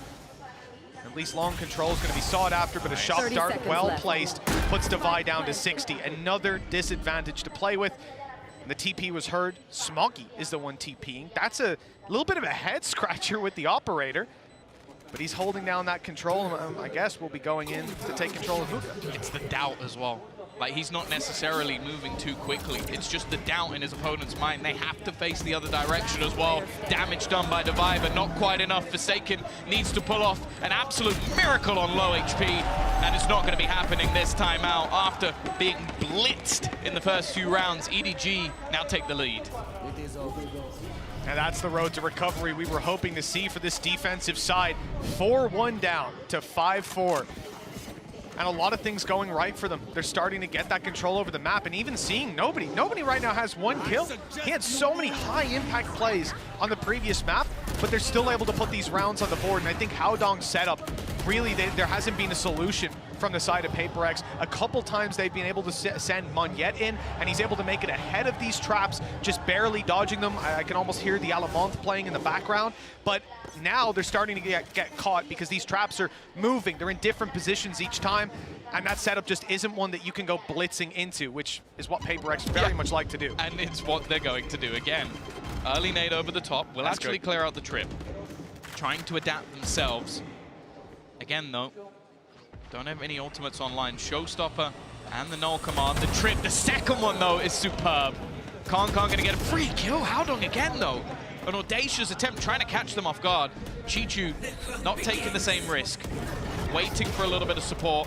And already they're going to counter out anything on the other side with that null command. Yeah, no danger of those more aggressive flashes coming through, or of something taking your sight away. Not leering onto them. No smokes for Mindfreak as he's down and out, and Divide does well to at least find one, but that player is Resable. And, well, that could pull Divide out into the open to attempt to deny. Down to a 4 versus 1 with 11 HP, and he's even detected. Got ahead of the op at least, so damage will be done. But there's still 3 more players waiting for him. Spike in Forsaken's possession, at least. And now I've ran out of positives. He was trying to pull a rotation with the TP, but nobody never left that B site. It's going to get a free duel, though. It's starting to get a little bit messy for the side of EDG. They've given up a couple of kills, not quite knowing where he is. The time is the issue, and more so, nobody on the flank. Like, to get anything here, you'd need pretty much a miracle once more. Just trying to find a safe place to plant, and that doesn't exist. Nobody's going to be coming in from behind. Chicho with the wall bang, and it will be EDG extending that lead even further. That's 5 in a row. The timeline looking convincing. They've come up with solutions, and this comp gives them so much to fall back on. The ult out of Concon, you can see why you want him alive late into the round, even as he gets rezzed back up, immediately lobs out the knife, and finds exactly where that final player is, nullifying any potential for Forsaken to catch them off guard. With 6-4 on the scoreline, that's when PRX might even have called a pause coming into this round, but they haven't. And there's a lot of weaknesses for them. This is again going to be somewhere they hope to just blitz. The wall up to block out the dart is beautiful, but they still have to swing in to Smoggy. And that's where the real trouble begins. Yeah. Oh! Okay. You can't give something anything! And the bait across as well from Monyet is gorgeous. Finally, they managed to deal with him. Something down. And now they've gone for the TP, but this is somewhat of a ruse. They've left Monyet behind. It seems like it's being watched for, but the other 2 players looking to try and head potentially into the A site. Only 1 defender and a second slowly being pulled in. 2 smokes for Mindfreak. Could lob one on A to cause problems. You can see there's one in play, but now the second comes down, and it's buying space for Monyet to close the distance. Stinger in hand. This is a perfect fight for him to take, but he goes into the smoke at the wrong moment. 2 players ready and waiting. Molly through. That'll buy time, buy space that they now need. The advantage sits with EDG. Little tag onto Mindfreak. It's okay. Smoke down as he repositions, but ultimately a kill needs to be found before EDG can amp back up to fight through. They're inside the cage, the flash is good, and the kills are even better. Absolutely gorgeous. Another late round where you see the benefit of having Concon online. Yes. That flash was clinical. Yeah, his utility's been fantastic. Again, showing depth to what is a player we know can run around and outgun pretty much anyone within the scene, but He's been in the setup. This is just... What? It's just so absurd. And then the second one, it just shouldn't be allowed. They must be happy they killed him through the smoke, because otherwise, I think something might have just aced that round. Yeah, with the way he was going, to headshot someone with a Sheriff, double blast packed up in the air. That's just outrageous carry on from this man, but it is par for the course. At the same time, despite some nice shots from something and a decent map overall, it's still 7-4. The advantage now doubled up on in this final round for EDG. They've claimed an orb and an orbital strike on the back of it. Chichu will have that to work with if they end up in a post plant, but hold on to fight. They're rushing it down, trying to take these duels. In fact, it's Chichu who has the ult that's now left on 30 HP. Panic plays it just to buy a little bit more time so they can fight on the side, and it works with Con hitting a shot and Chichu doing the same. There's no long push anymore. Chichu, oh my god, those bullets are coming so damn close, but they think he's dropped out now. They've spammed too much for him to still be in position, and he might just get the jump with a second player behind him as well. They're going to emerge from the smoke. Chichu, the sacrificial lamb, and a trade through the smoke, and he almost doubles up on it. Con is shut down though, and we're into a 2v2.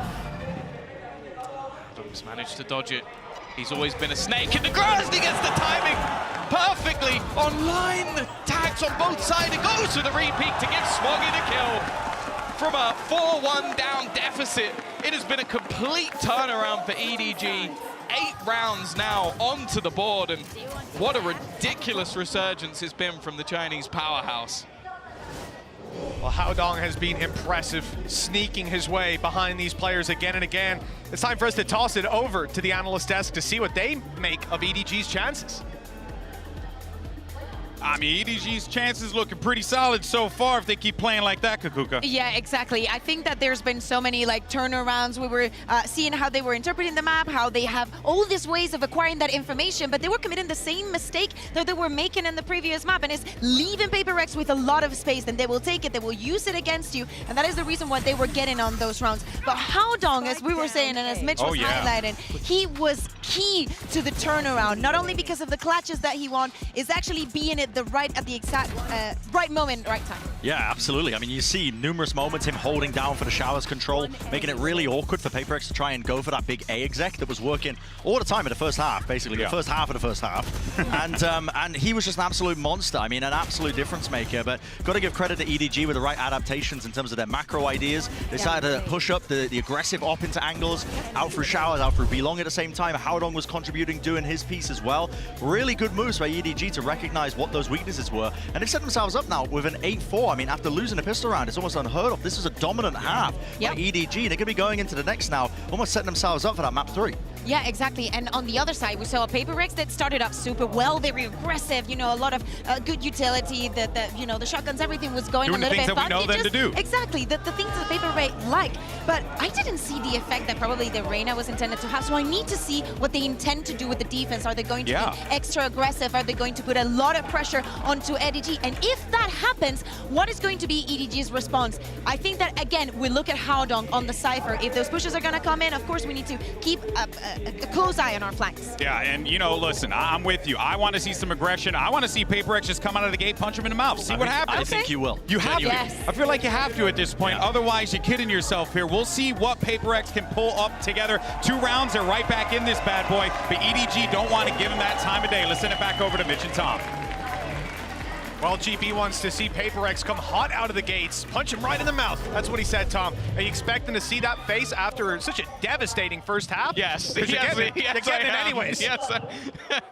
Just immediately be short is being pressured. Going to see some utility faked out, but again, they're just going to go running back. The thing is, the slow pace of EDG in the last map might just run true again, being patient to try and garner extra space. There is a nade available for Munyet to slow them down, but once more, it's not just going to be the immediate run-through. Almost a complete opposite to what we saw from PRX. EDG are extremely patient, perhaps knowing that if you leave that clock run down low enough, PRX are going to get aggressive. Now, TP is heard towards A, steps are made, but the flank is underway. Trap is watching it. That's something for them to work on. And the trap is destroyed. Here comes a quick triple blitz on the back as the players desperately hold on to control over the site.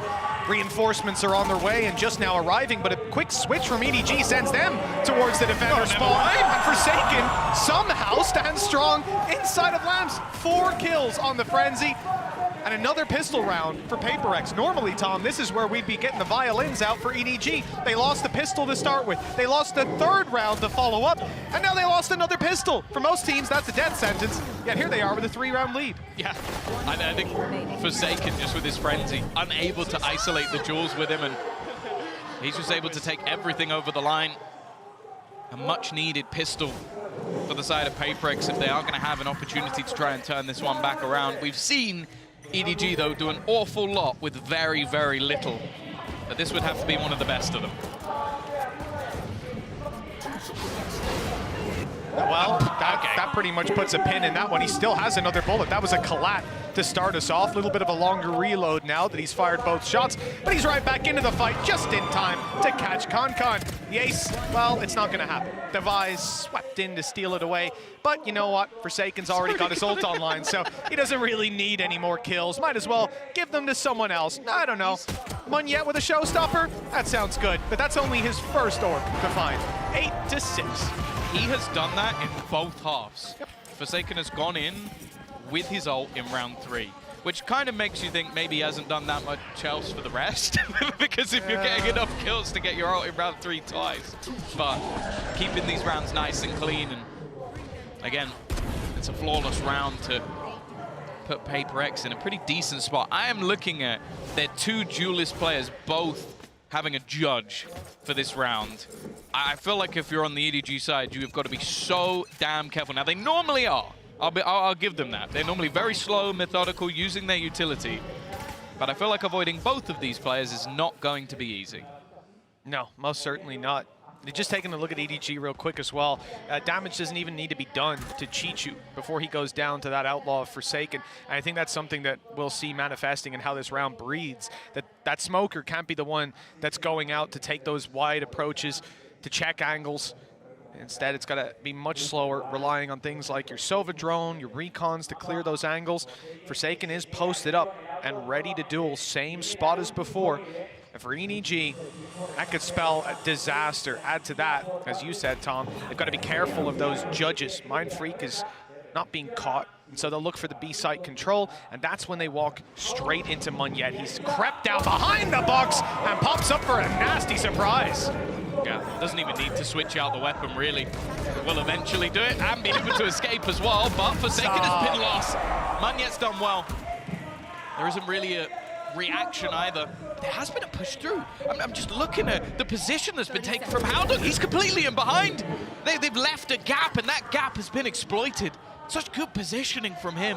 A quick rotation looking to come back through from the other side. Howdong taking as much space as possible, but this battle between Mindfreak and Chichu is going to be everything. And again, Chichu just getting in behind his opponent. The advantage swinging into the favor of this attacking side. Sure, it's a bonus, but for a second it was looking really dangerous.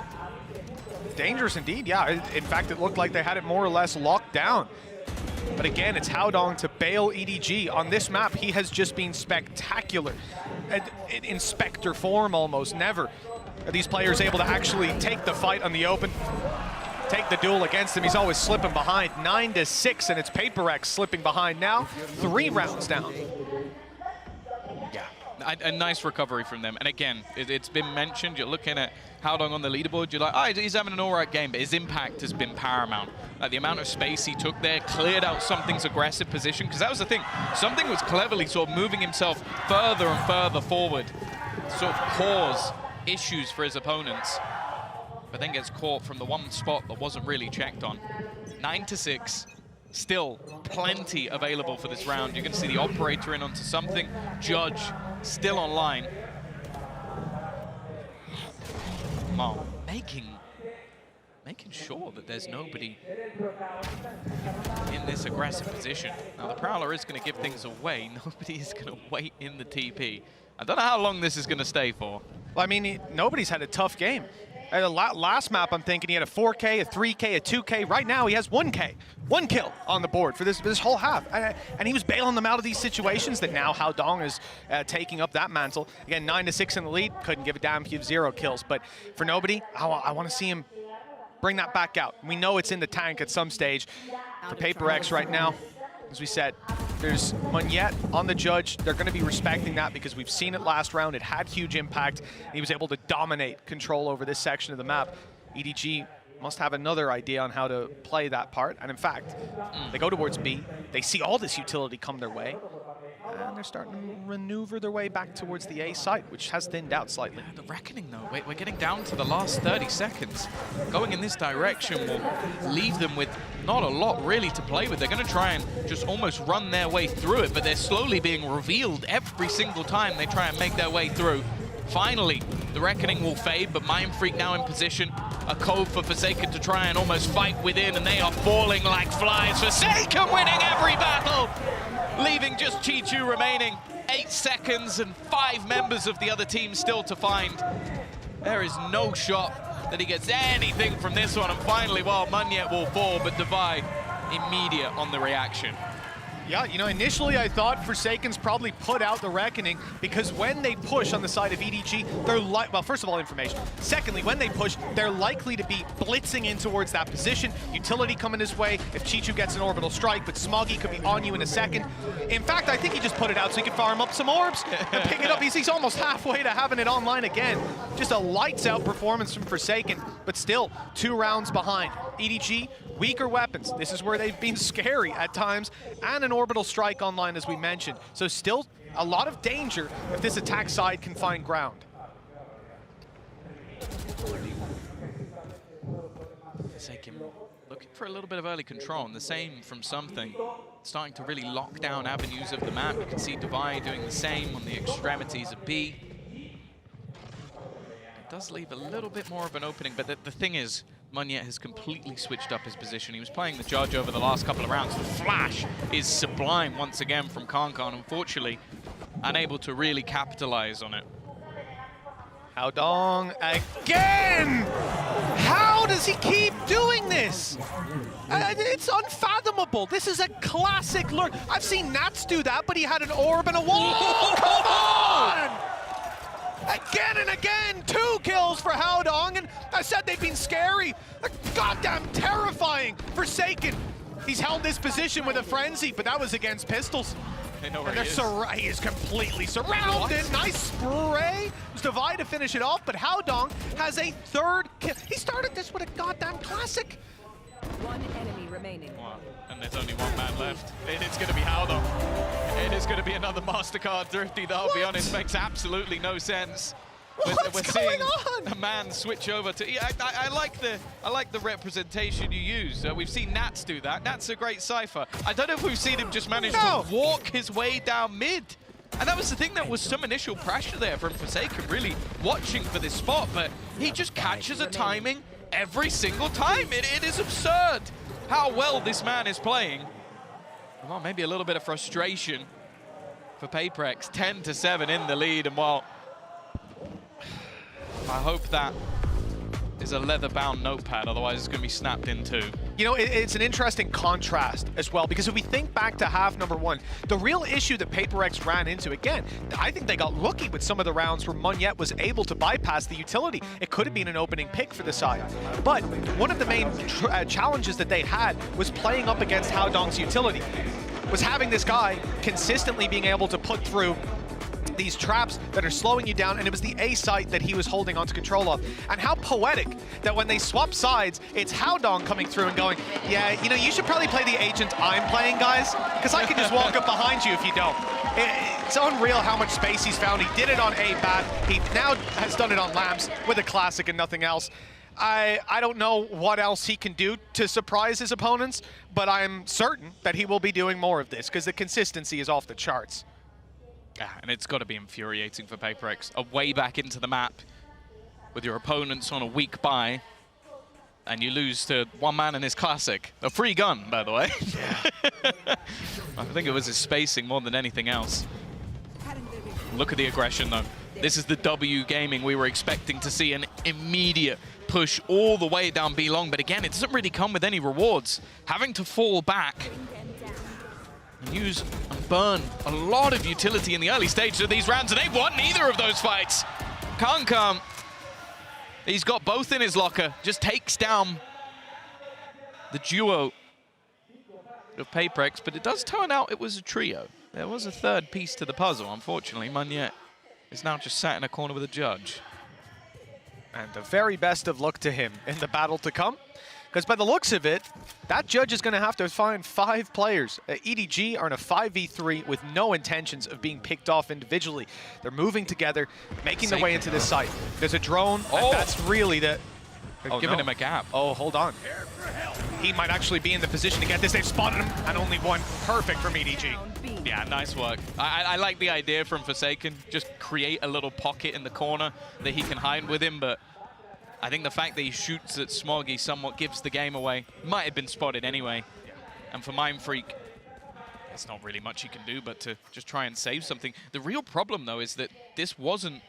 you might be looking at this and thinking, oh, well, the way that round went, it was probably a low buy. No, that was everything. PRX threw the kitchen sink at that one and have now just got to try and hold on to this rifle. An 11th round for EDG inevitable, and I don't know if they're going to have much to play with in the next round. Luckily, both teams, also something, has been able to do a lot with these low buys, so maybe we'll get something magical once again, but it is at the stage now where PRX need it.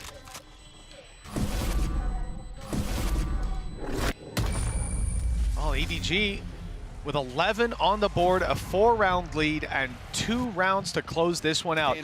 Bring us to split. And it'd be a nice swap over. You know, the shoes on the other foot. As EDG lost 13-8, PRX might be losing 13-7. You said they invested everything in that last one. They do come out of it with still 2 ultimates to work with. Magnet and Devi will have something, and you know what, literally their teammate, but they'll have those ults to work with. A couple rifles, stingers there. They're going to rush Tom, mid. it's not looking great, but the element of surprise is the best thing that they can hope to rely on. It's not surprising at this point, though. They haven't had much more in terms of depth. Mindfreak's going to get one, but that's all she wrote. Look how ready EDG were. I know you've got a slightly lower buy. I wonder what you're going to do, lads. I wonder if you're going to push something. Just the cam out immediately from Haodong to get his team ready, and then everybody, the firing squad, just watching. Very easy round for EDG, and sure, something's still standing. He's gone as well. Smoggy winning that fight out once again. And what can Devi really hope to achieve here? Left with a close range SMG and 4 full HP players.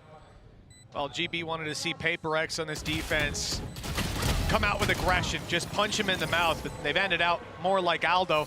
5 chances now for EDG to close this map. Turns out they had grills. That's what it is. They punched them in the mouth and it's left an indent in their own hand. And this is exactly what you're talking about, Tom. Like at this stage of the game, you're just like, oh, are PRX pushing? Oh, wow, I'm shocked. And no way. Protocols are there, they're ready. EDG a step ahead on Bind. This was a map that we had some question marks around. Playing against PRX on this, I would say, before this, it's never easy. But EDG are certainly trying to make that look like a foolish statement. Oh, especially you lose both pistols and you're 12-7 up. That's a damn good showing. And they've had some rounds as well where something popped off and they've managed to weather that storm. It's something that many teams have tried and many teams have failed. And within their matchup versus PRX, it's never gone their way. I believe they've had a map before in the past, but I think if they head on to Split, it's been one of their best maps within the region, although it's been great for PRX. It is the perfect place to end it, but let's not get ahead of ourselves. Already we're seeing Forsaken with an Odin, so Mitch already believes.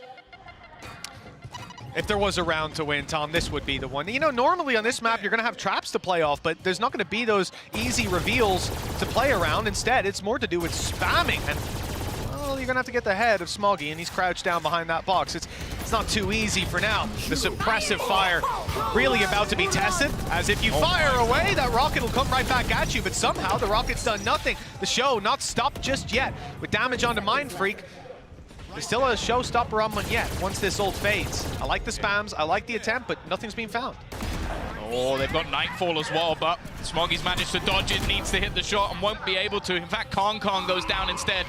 An advantage at this stage for PRX, but they still have to get back into the site. Chichu sprinting around, hasn't been isolated yet. It's left down to just one man, but that one man is Haldong.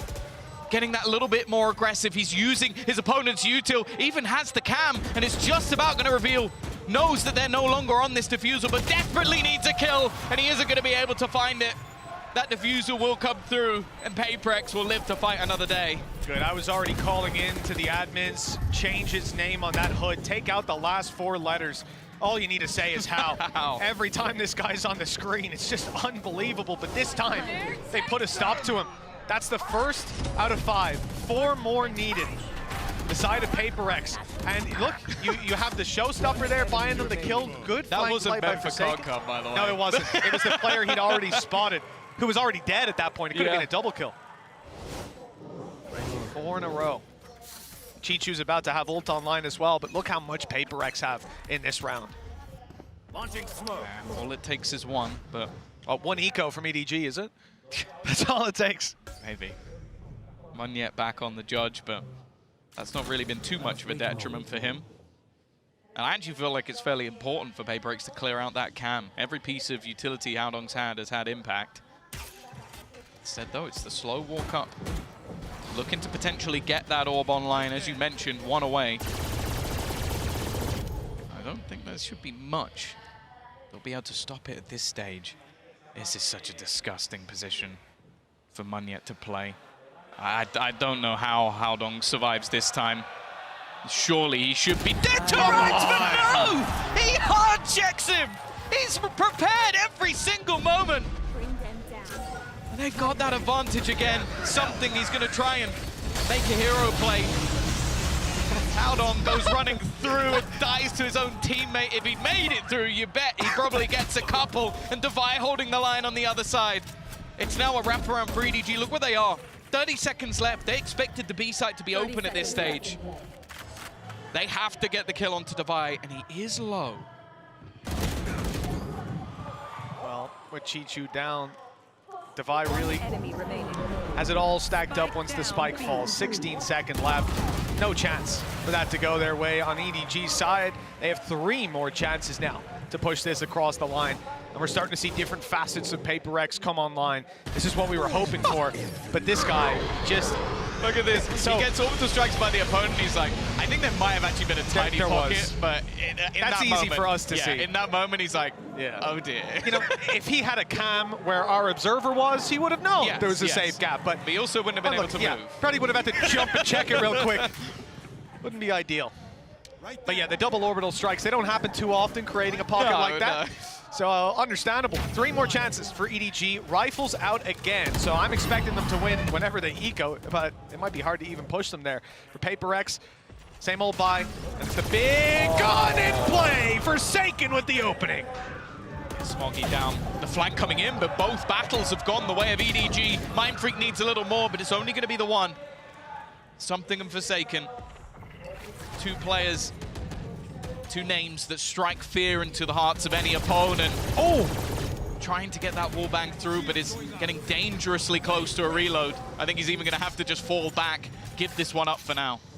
Well, 10 bullets left, right? He had to pop that reload. But he's ready to fight again now. 100 bullets primed and ready. Something on the other side of the map as the flank comes down. He's going to take a while to get there, but Forsaken's not willing to give up the space. Now he's being spotted as he sees the cam turn towards him. This might be the end for him. He's being revealed, but good damage. That's deterred Haldong from actually taking the peak. It's allowed for that cam to be completely negated. The swing is good for something, and he spotted both players. A 1v2, 4 bullets now. And it's not looking good. This could be EDG pushing it across the line. Another dismiss into a heal, reload, and something's got a chance. No Lear to work with. The defuse being stuck to half, but the swing is perfect. And Kong to close the map. 13-9. Map 3 is coming up next.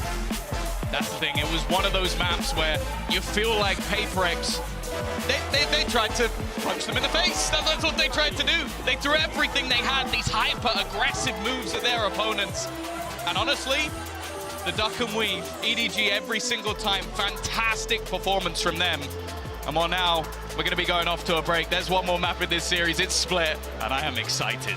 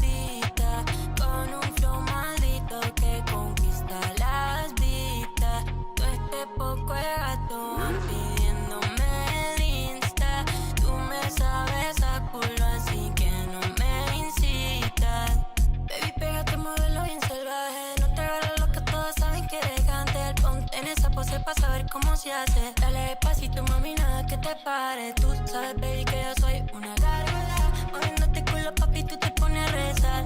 Que sabes que yo te pongo bichi. Ya me cambiamos cuando te veo dreaming con alguien más. Tú sabes, baby, que yo soy una gárgola. Moviéndote culo, papi, tú te pones a rezar. Tú sabes que yo a ti te pongo bichi. Ya me cambiamos cuando te veo dreaming con alguien más. Sin compromiso, mami, dale hasta el piso. Con esa carita linda yo no me complico. Me pa' pegarte como si fuera yo mico. En tiempos de la hype, baby, yo no lo medito. Se con nena, papi, pa' mi mente en ese caso no hay dilema. You make me horny, bitchy, feeling nasty. Mándame un DM y nos comemos en luna llena, ey. Baby, pégate, móvelo bien salvaje. No te hagas loca, todos saben que eres gante. Ponte en esa pose pa' saber cómo se hace.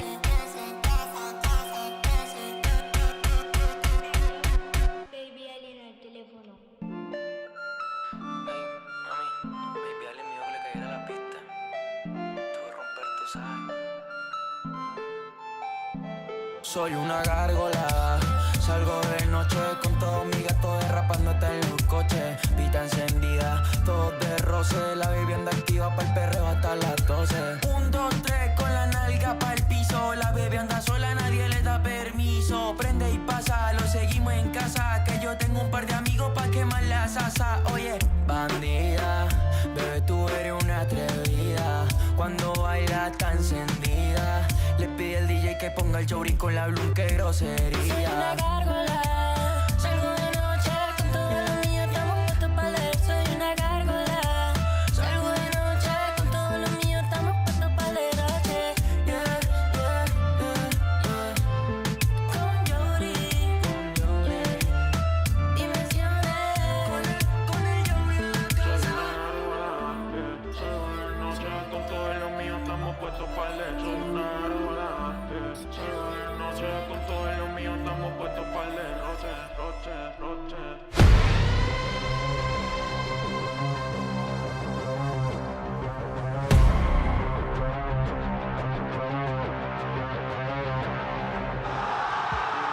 EDG managed to pick up a massive victory, forcing the map 3 as Bind goes their way. What a series we have been treated to, folks. Of course, Golden Boy here alongside Kukuka and Bren as we break it down and we get ready for map 3.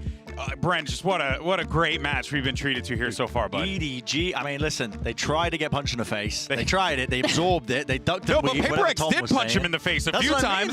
They got some iron jaws, man. Listen, that was a dominant game from EDG, even though the stats, the scoreline doesn't really suggest that. Our stats producer, Oasis, was saying, like, listen, I think it was 56% of 4v5s being won by EDG. And also, unheard of statistic. And both pistols went on the side of PRX. Yeah. On paper, everything everything should have gone for PaperX, but EDG managed to just be one step ahead. I think that their IGL has to be crowned for that. Yeah, and you know, actually, we do have a Verizon high-speed moment of that map, and we're going to give it to something, obviously. Gives us an opportunity to talk about just the impact that he makes, but it's wild that you see something pull off just absurd clips like this, and even then, it just was not enough to get them over the finish line, Kukuka, which means that EDG just shut them down in certain areas. Yeah, exactly, because it's not only about the shooting. I think that the understanding that EDG ended up having of the map, how they positioned the operator, and the pressure that they were getting with it, even though this happened, they managed to win the map. So yeah, and despite the fancy shots, I do feel like PaperX kind of shot themselves in the foot by picking up the attack side op so much.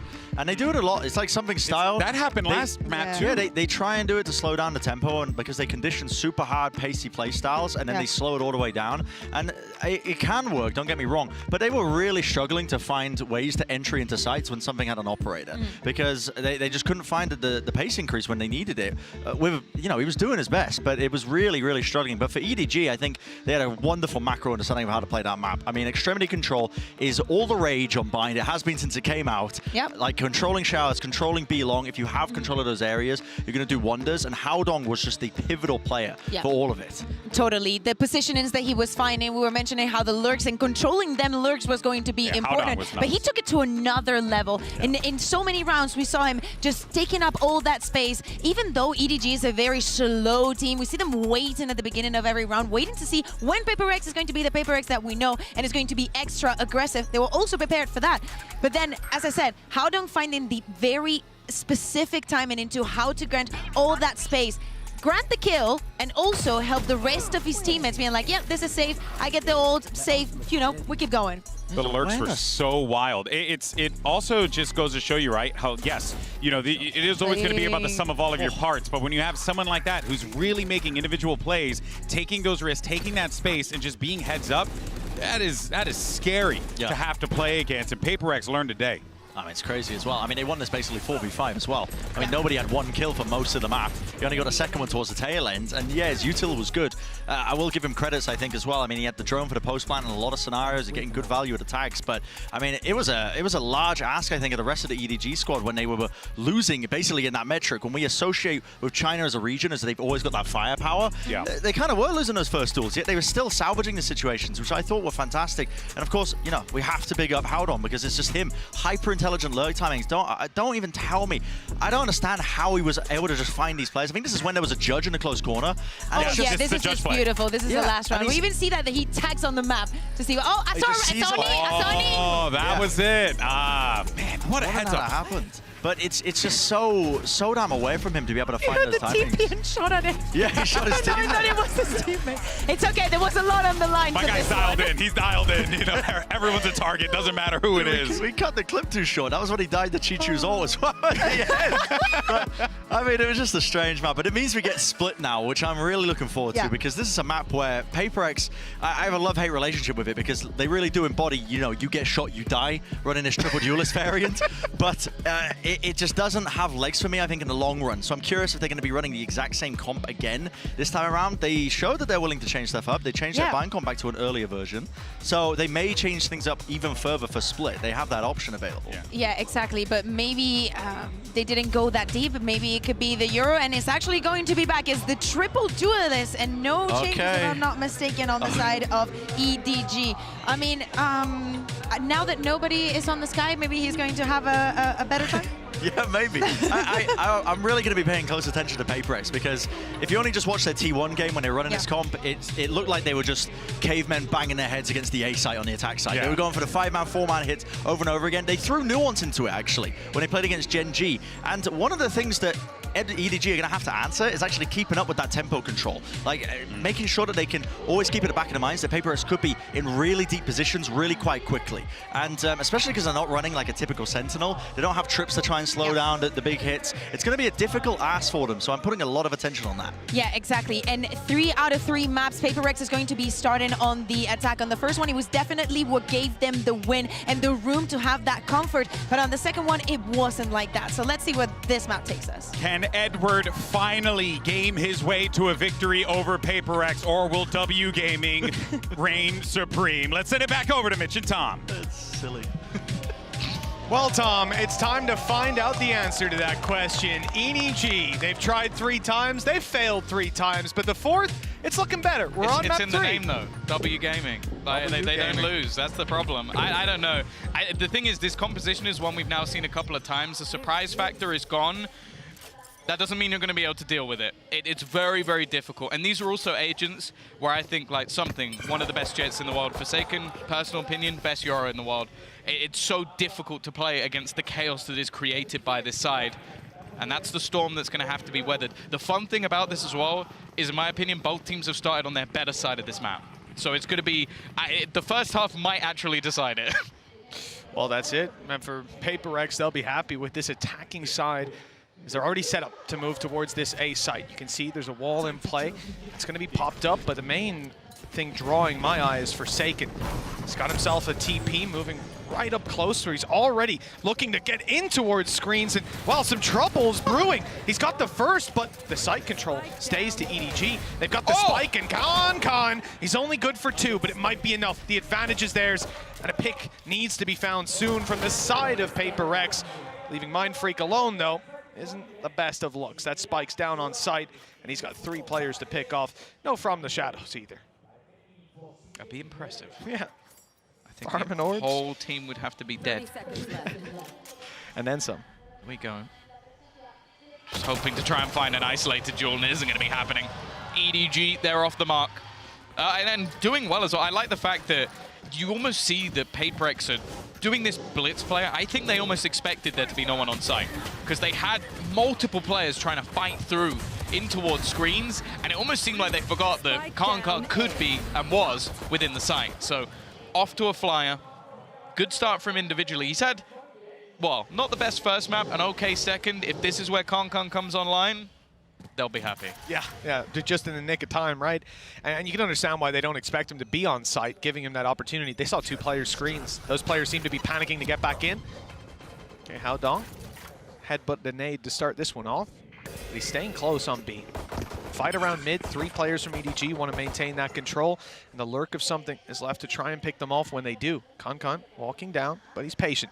Just wants to tuck up on the box. Spotted. Nade will cover his retreat, you'd imagine. He sticks around for the kill instead, not worried about the numbers that could be rounding the corner. When he gets out, it's Smoggy that's left in the open trying to cover his retreat. And he does have to be a little bit careful here, but this is just his chance to farm, get ever closer to that ultimate. Don't think that's the gun that something's looking for, and even just an extra player being dropped here could cause a few issues going into the next round. You can see a much more passive sort of crossfire, just waiting to almost pop up that ladder to fight that one together. It's available for nobody on the rotate as well. And EDG, they'll convert, pick up a couple of the guns as well. Yeah, it's nice. They came in with 2 pistols, I think. It's why you see Smoggy play ahead of that. He literally is covering the retreat. He can maybe pick off one with the pistol. If not, he loses a pistol. It really is not the end of the world. For EDG, I mean, a flyer of a start with 5 kills on Con.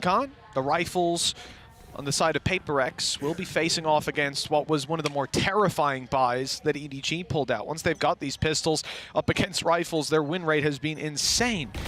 And some very important rounds as well. Mindfreak stunned up and tucked in the corner. And there's no free way for him to get out. I mean, he can use his abilities often, but not this time. There's none online, no shrouded step. And there's a one-way that's probably being held. He's just trapped for now. Forsaken may just look to try and actually retreat and get an orb here. One off that dimensional drift. I think that's probably the scariest thing with this PRX comp is they've got so much value when it comes to those ultimates. It can almost help the individuals on the other side. Again, this A take. There is a quick wraparound though. They've got to be wary of nobody looking to try and come in on the flank. This is a round where as well, EDG, they can afford to take some risks with the weaponry that they've got. Monyet though, this might be a nasty surprise, but never mind. Chichu's found him, and I don't think they're going to expect nobody in the corner. No, it's half-checked as well. This is going great for EDG. It really was, and it's back to going great. Nobody with 3 kills, and now it's just 1 standing, 10 bullets, and it's only 1 needed for Smoggy. EDG absolutely decimate PRX in round 3. And well, Tom, I hate to say I told you so, but this is just, it's happening too often now. The value they find with pistols is frankly unreal. And if I'm not mistaken, I mean, nobody had one kill for most of it. He finished on 2? Kills. He finished on 2. He finished on 2. He's got 3 times more kills already. Well, even that, in that round, he got more kills than the last map alone. Unbelievable. Look at this. Oh, it's a half check as well. Like, that's the thing. I just feel like they get tunnel visioned in. The lineup of a Spectre and for Alex, it's just got to be so infuriating. His team put in a decent position and just maybe overextending. Now they come in, they purchased again. They're still going in for more. The dimensional drift will give them the space, but they've been given the space. You can see on the other side, EDG nowhere near this one. I don't think Forsaken's going to go too much further than that, but with the judge in hand, he's almost just trying to play with his opponents here.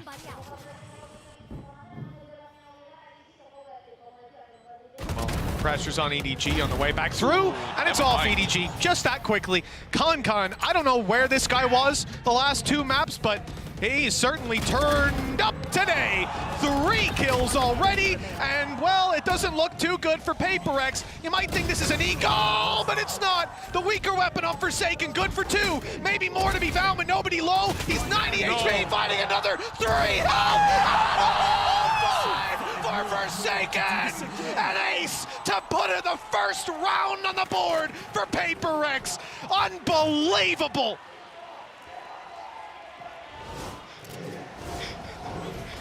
Play of the tournament might be done. Play of the tournament might be over. I can't believe it. I feel like I'm gonna cry. That's the most ridiculous thing I've ever seen. 2 kills at the judge and then just manages to isolate every single fight. That literally brought a tear to my eye, Tom. I had to wipe that one away.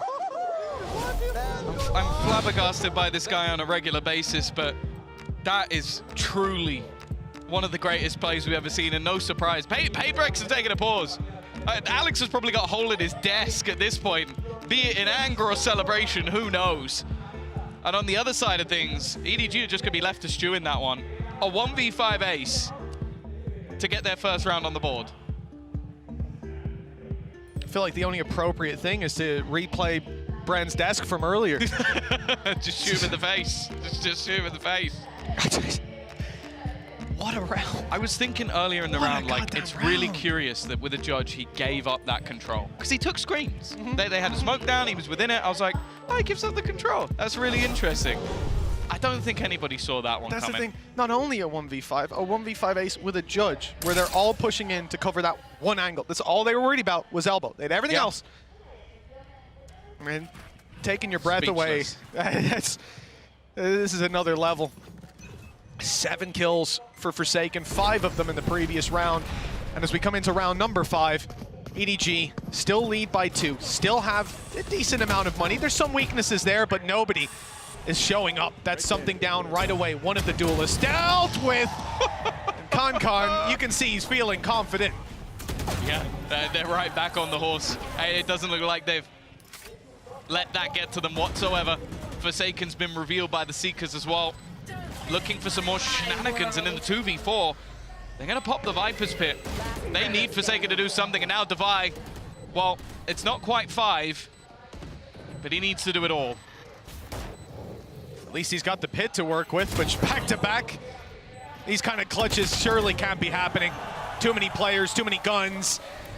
This time they will find an EDG, a 4th round on the board with the defuse coming through. Passive play around A seems to be working in the early rounds, and nobody as well. A really impressive resurgence from the previous map. I think his comfort level on Sky is definitely up there, but most of it doesn't seem to be anything to do with the agent itself. And the thing that's worth noting is, I believe Mindfreak was 1 HP, 1 hit, for not 1 exactly, but 1 hit when that first pelt subsided. Could very well have been the double kill. EDG are getting hyped up, and with a 3-round lead and the economy of PRX completely destroyed, there's a good reason for them to be excited. Yeah, they've got 1 round. It was all Forsaken. Other than that, they didn't have any players surviving. And thus the economy is completely in the bin. You can see just the sheer confidence of nobody on this map. Aggressive angles being taken. TP into the site once more. And an afterplant will ensue, but they are so happy to play in these retakes. And almost the initial kill. It does come in elsewhere. Again, PRX are always going to want to play aggressive in these positions. Pull the numbers into their favor. Get some of those rifles out of the hands of their opponents. And the paint shell found its mark on the low HP Munyet. This has left Devi alone, and he's being watched. You know, it's an ambitious thing to try and flank Haodong. He's never going to let that happen. But of course, it was Con to find the kill, a showstopper and a Rolling Thunder online for EDG, moving into round number 6. This was a great farming round for this squad. And now the PRX come in with rifles. There's a lot for the side of EDG to fall back on if they do lose those opening duels. Yeah, I think this is the thing now. EDG have done amazingly well to not play PRX at their own game. They're not giving them those early fights. They're not giving them any battles that don't have the opportunity for a trade. Supportive flashes from the likes of Smoggy have been fantastic as well. And PRX is rinse and repeat. If at first you don't succeed, try again, because they're heading back into this A site once more. Hey, look, they got the ult again, why not? And it's actually He's got a judge again as well. It's, well, now it's dangerous. It's only going to be used to clear the site, get the spike plant, good timing. Chichu in trouble now, the showstoppers found him. But it's only trading out the kill from Smoggy. He's had some impressive rounds of his own, a good shot, but it's traded again from the grave. Con takes down Mindfreak. Low HP on Munyet, nade still to work with, and Forsaken in a nasty spot, ready to play with that judge from down below, but he's worried now because the A site is being lost. They're going to swing in, and he's only got a classic closing the distance on the back of the smoke. He's evaded their detection, and he's up close with a judge. Forsaken buying them time and space, but now he's dropped, and the low HP Munyet is last alive. Nade buys time, runs that clock down lower, and nobody has nowhere near enough time to get the defuse in. 2 rounds for PRX, and a lot of damage done to EDG's economy. They've got decent credits left. Yeah, no, the damage isn't done to EDG's economy at all. It's done to PRX's. They've won a round with 0 players surviving, so they're still in, well, right in the thick of it. Bladestorm, though. Yeah, it's going to pad the gap a little bit, but if they lose this next round, they're completely in the bin. They are not out of the woods just yet. And if we've seen anything thus far this game, it's that it's been blips for EDG and then an instant resurgence. They've been fantastic in a lot of those retakes. I think a couple of duels not going their way, the showstopper as well. Do we finally see a hit towards this B site? The early flash is already going to give that information over to nobody, and the cavalry is full sprint. I think after he slowed them down, they've decided to go back. Look at that damage. Munyet's down to 50 on just the straight spam through those smokes. Mindfreak already dropped. That's a lot lost in terms of sight coverage, blocking off angles, paranoia out of the game. And for PRX, with Munyet low, Devi, he's got a chance to do something. And it's actually something to find that onto Chichu, but when he's dropped, it's Devi alone on the other side of the map. Maybe he had a chance to get something done if they were able to plant that spike, if they were able to keep eyes towards B main. Instead, yeah, this might even be a better clutch than what we saw from Forsaken. I don't know if that exists. It's true. I'll be honest with you. So much utility, though, and they're not in a rush on EDG. That's the big difference. No, it would take equally the amount of hero power, and they're already just watching. They're ready and waiting. Not going to let that happen twice. It's going to be another round for EDG. And as said, it's an instant resurgence once more. It's an attempted fast-paced play. I think EDG have done fantastically well to not go in for those early fights. They're happy to sit back. They're happy to sit in their crossfires.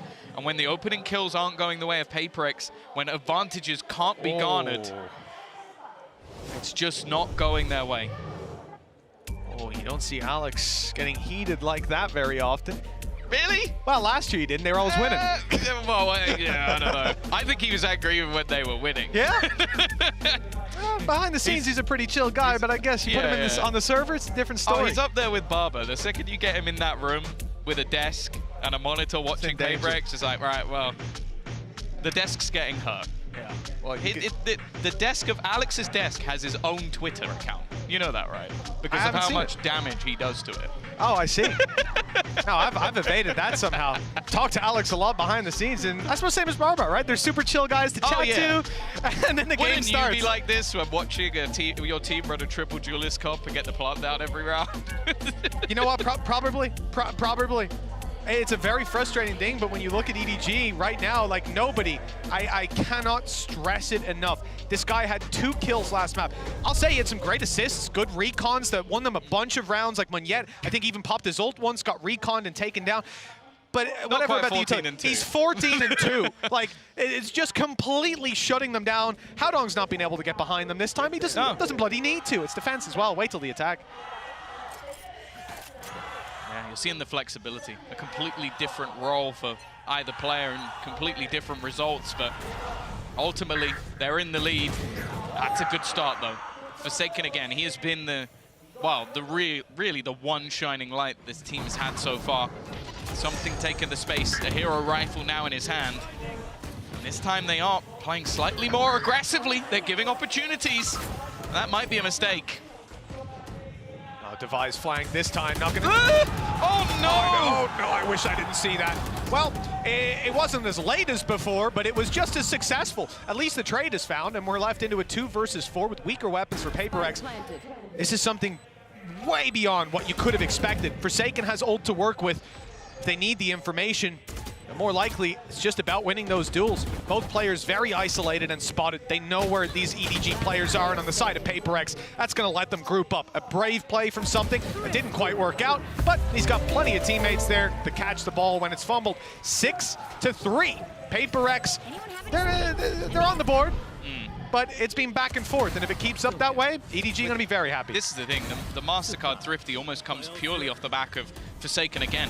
Like, just 2 entries into the site, a little bit of an overpeak through the smoke as well. I think this is one of the times you can sort of go the opposite of what we've seen from EDG so far. They've been very happy to give up control and then retake. This time, 2 players went for slightly more, well, actually, the TP into B main was very aggressive. Yeah. And they got punished for it. That's not how you want to play against this PRX. Oh, nearsighted, but he's got a close-range gun. Kankan, good to find one. And the heal is coming right on through, so it's only the shields that he's lost. A fantastic start, again, for that side of EDG. Although Smoggy does go down, the B site's open, and they've bypassed the Viper's pit. This could become a problem. Forsaken's already taken full control as well towards the spawn. A massive flank as well from Devi. He's got to get a move on eventually, as that retake will be beginning, but if his teammates can buy enough time and something on that aggressive AWP, always a problem. Leaving things now with an advantage for that attack side. Chichu needs to try and choose his moment to find some space back in for a team. And actually, nobody's still very, very far away from this. Chichu eventually pounces, but he's got no support. No teammate to be had. The flank eventually starting its way back around. He's going to have to pull off something ridiculous here and definitely not jump in the face of your opponent. I believe that's a mouse wheel. Nobody now has no time, no opportunity to turn this one back around. He's at least making it incredibly costly once again, but he will be forced to retreat and save. Firing on a whole different cylinder than what we saw before. You know, you say that might be a mouse wheel. Either that or they've been watching Vitality VODs. I'm not sure. Shout out Sender. that little bunny hop spray. If you weren't watching EMEA, it's worth a watch back. It was a fun one. Yeah, it didn't work out as well for Chichu. Of course not. I'm not even joking. It is of course just a mouse wheel, just an unlucky mechanical failure. Spacebar gang. Exactly. My spacebar is to crouch, but we don't need to talk about that. No, we don't. 6-4. EDG. Some ultis to work with as well. This could help out. Seekers from nobody. Grab that info late round, but it looks like they might be getting something early round. EDG pushing up close, stun being held, but the shot lands a little too quickly. And now there's an isolated breach on this site. Smoggy is going to be feeling lonely for a while. Kankan a little too far away. Smoggy's going to have to hold this all by himself, and he peeks in just at the right time to grab 2. They're back in contention, and now Kankan's here. No room for PRX on the site with Munyet on 70 and the spike in the open. This is going to be a very difficult clutch, and he's found the first. That's risky. Chichu goes peeking in. Howdong's able to close the distance. As you said, he's had a quiet game so far. Showstopper online, but with half HP, might not be worth popping. Monyet just trying to isolate the angle, find out where his opponent is, and now just standing with rocket in hand, not quite knowing where his opponent's currently coming from. It is a TP into the side, and Haldong eventually gets the job done. Plenty of time left on the clock, and EDG are going to increase that lead to a half victory. That was actually really impressive that I didn't see the showstopper just shot at the floor right after the paranoia came through. I think Haldong repositioned perfectly. He couldn't have played that any better. And in fact, I think with most players, he would have baited that showstopper out and left him in a very tough position. Con dropping the spike, buying the time, and setting them up for that success. Haldong finally having his round. This is 7-4 for the side of EDG. Map 3, a long and hard-fought series. And this half is going to come to a conclusion. Is it 8-4 or 7-5 for PRX? That's going to make a hell of a big difference. Oh, the initial pace is there again, but it's meant to be a ruse. Thing is that fake has not been sold. I think they were hoping that Monyet would at least do a little bit, get something from it, but a showstopper straight at his feet. The rest of the team looking to go in. That's a flash, a blind, completely left in the dark here is Haldong. Now looks to come alive. He's had a quiet start, but the close to the half might be exactly what they need. Mindfreak has made some space, but, well, he's going to need quite a bit more from this one. Another 1v5 needed, and it isn't going to happen twice. 8-4, EDG, again, showing they can go toe-to-toe with PRX, and this might be the best chance they've ever had to beat them. Absolutely. 3 times they failed, 4th time lucky by the things we're seeing. You got to remember, Tom, you opened this up by talking about how we started on the better half for both of these teams, and EDG have certainly come out on top. Double the rounds of their opponent, and they've already shown us they've got what it takes. The momentum is high on their side, and the hope's even higher for EDG to finally best PRX on the international stage. Let's toss it over to the desk to get their thoughts.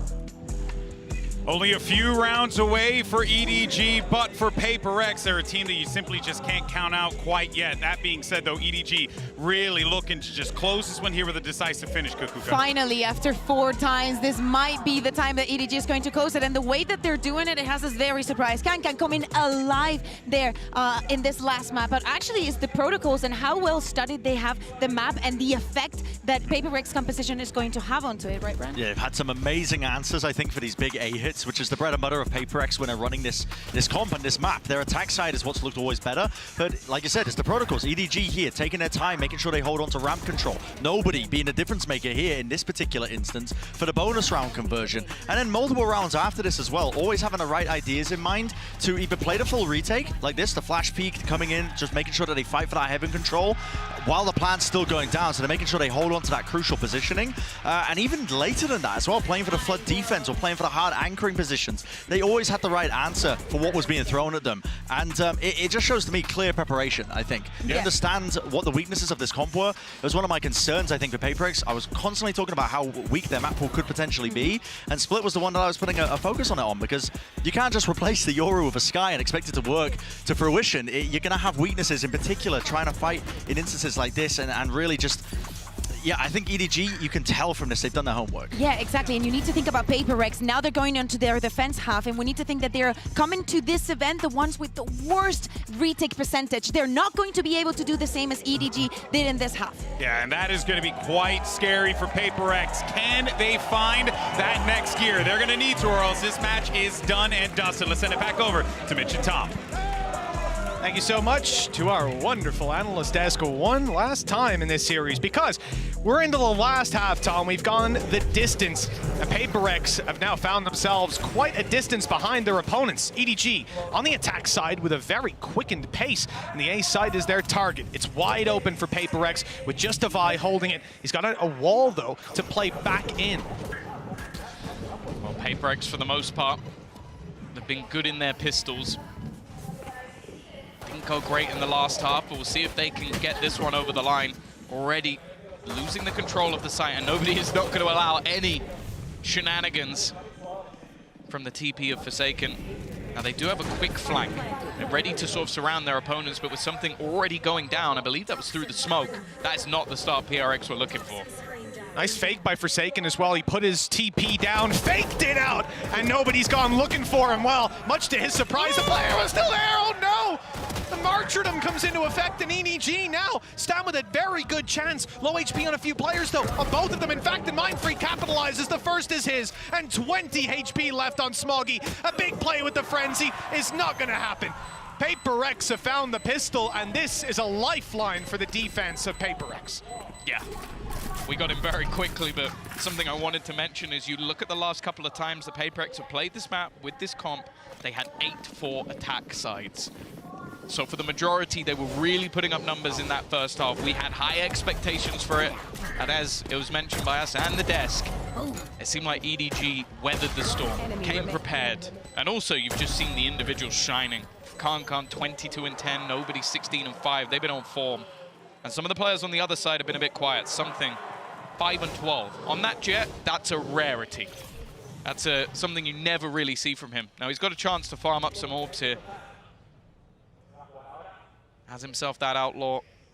Of course, no shields on the other side, so should be a good chance for an immediate kill. Playing very aggressively around the orb. I don't know if he will have realized how far nobody has. Luckily, he has support. I'm also looking at Chi-Chu. Yeah, he has managed to sneak his way a little further than you'd expect. The downside of not playing with a dedicated Sentinel is that your back can sometimes be a little more open. It looks like Chi-Chu is going to be cosplaying Haodong with a nice easy kill and a recovered weapon that makes everybody a one-hit. This, oh no. He just wants to get rid of it. Yeah, of course. Don't let them have it in the next. It's costly, but what a shame. He could have one-hit every single player, Tom. Oh, and they're going to get it anyway. Yeah. A little bit unlucky, like both players close enough. But for PRX, that's kind of what you needed. Get yourself some of the weaponry through to the next round. Is Forsaken really going to go for an operator? This would definitely sort of pad the gap a little bit. Split op and outlaw, Tom? Hey, I'm not saying it's... No, I don't know. Split, genuinely. op, outlaw, Bucky, Spectre, Bulldog. You know... Brown win incoming.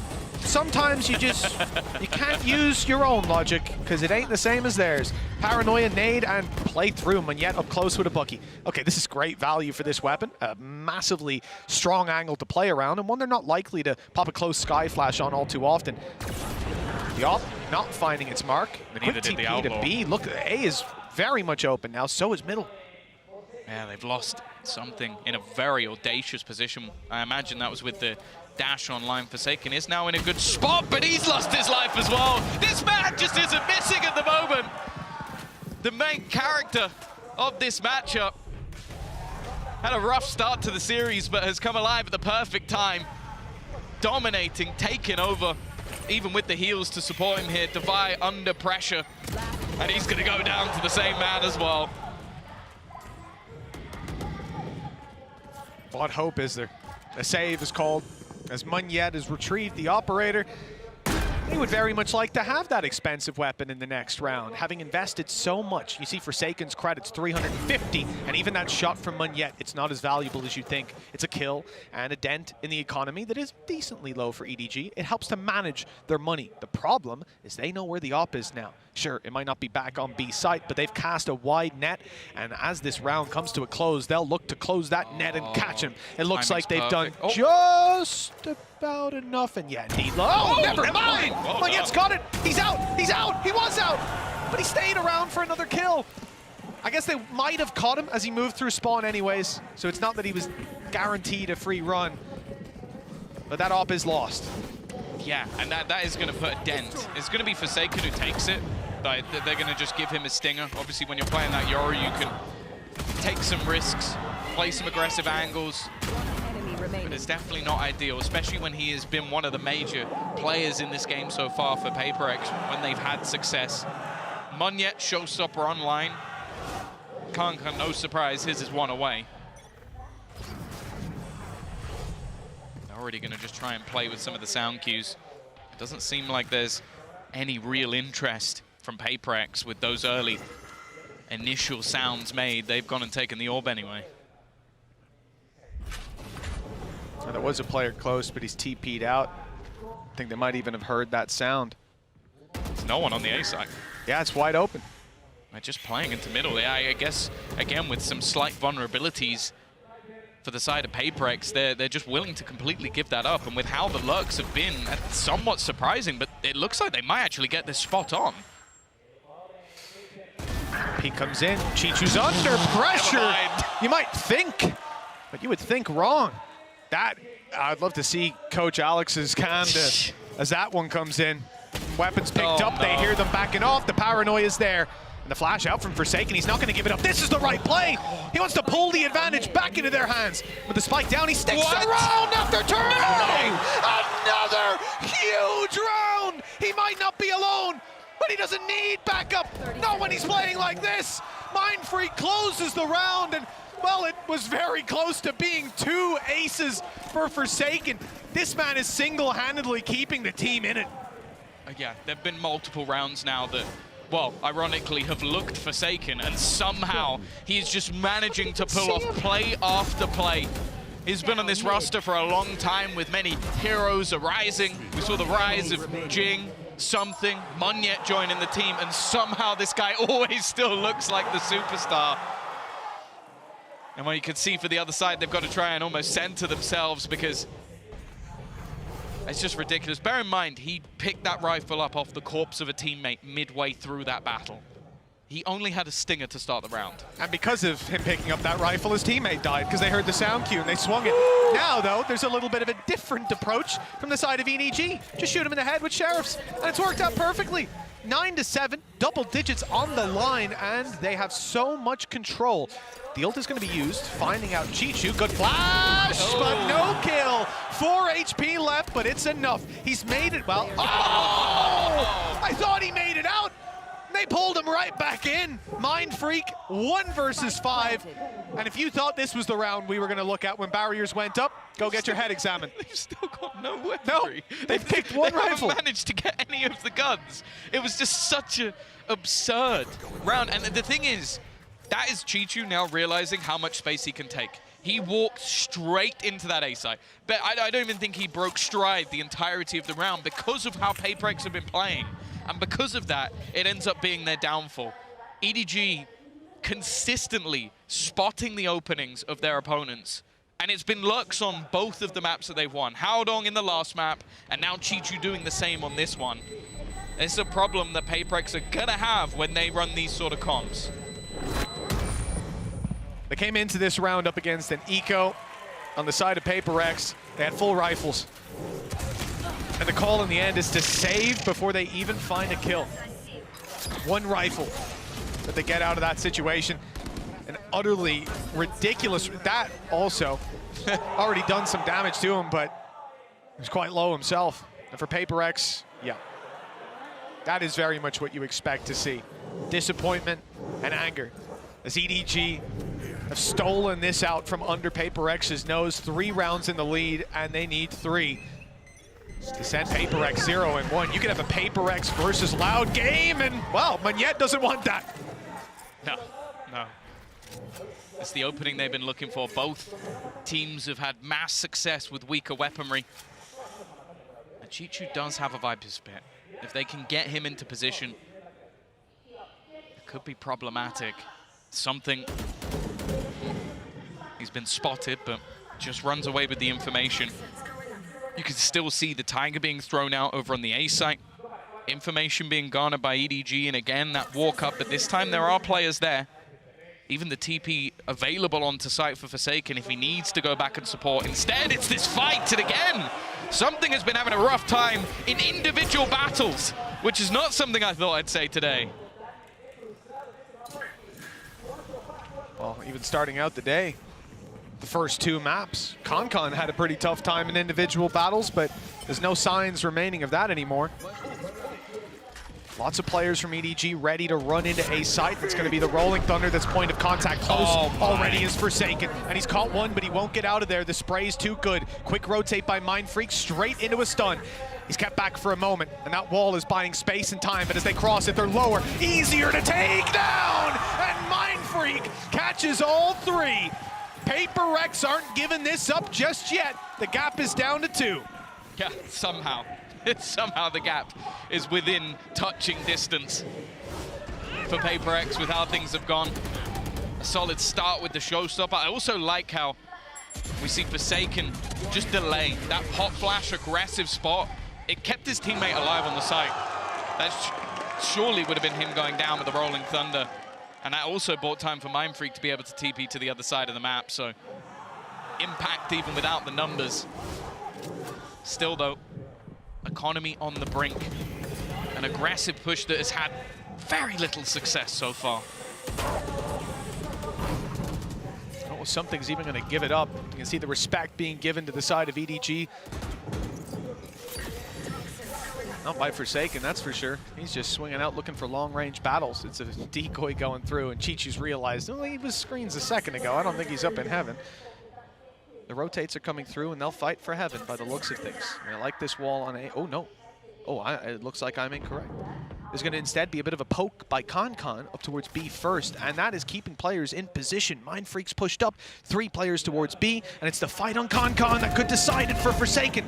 If he loses control there, the panic, and they stay on B, but instead, the rotates are underway. And the A side is now definitely the target. The info is there, but Devi is so desperately low, he won't be able to hold on. And as they rush into the site, Concon realizes he might have the timing, but Forsaken realized that too. Viper's Pit, though, is definitely going to make things more interesting. Every player within it, at least for the moment. Heals available as well. Nobody won't be able to help himself, but he can help everybody else. Utility-wise, not a whole lot to play with, and that's not the start they were looking for. Every member falling. Forsaken again is going to have to ace it for them to take this round, and Aldong is ready and waiting as he looks to wrap back around.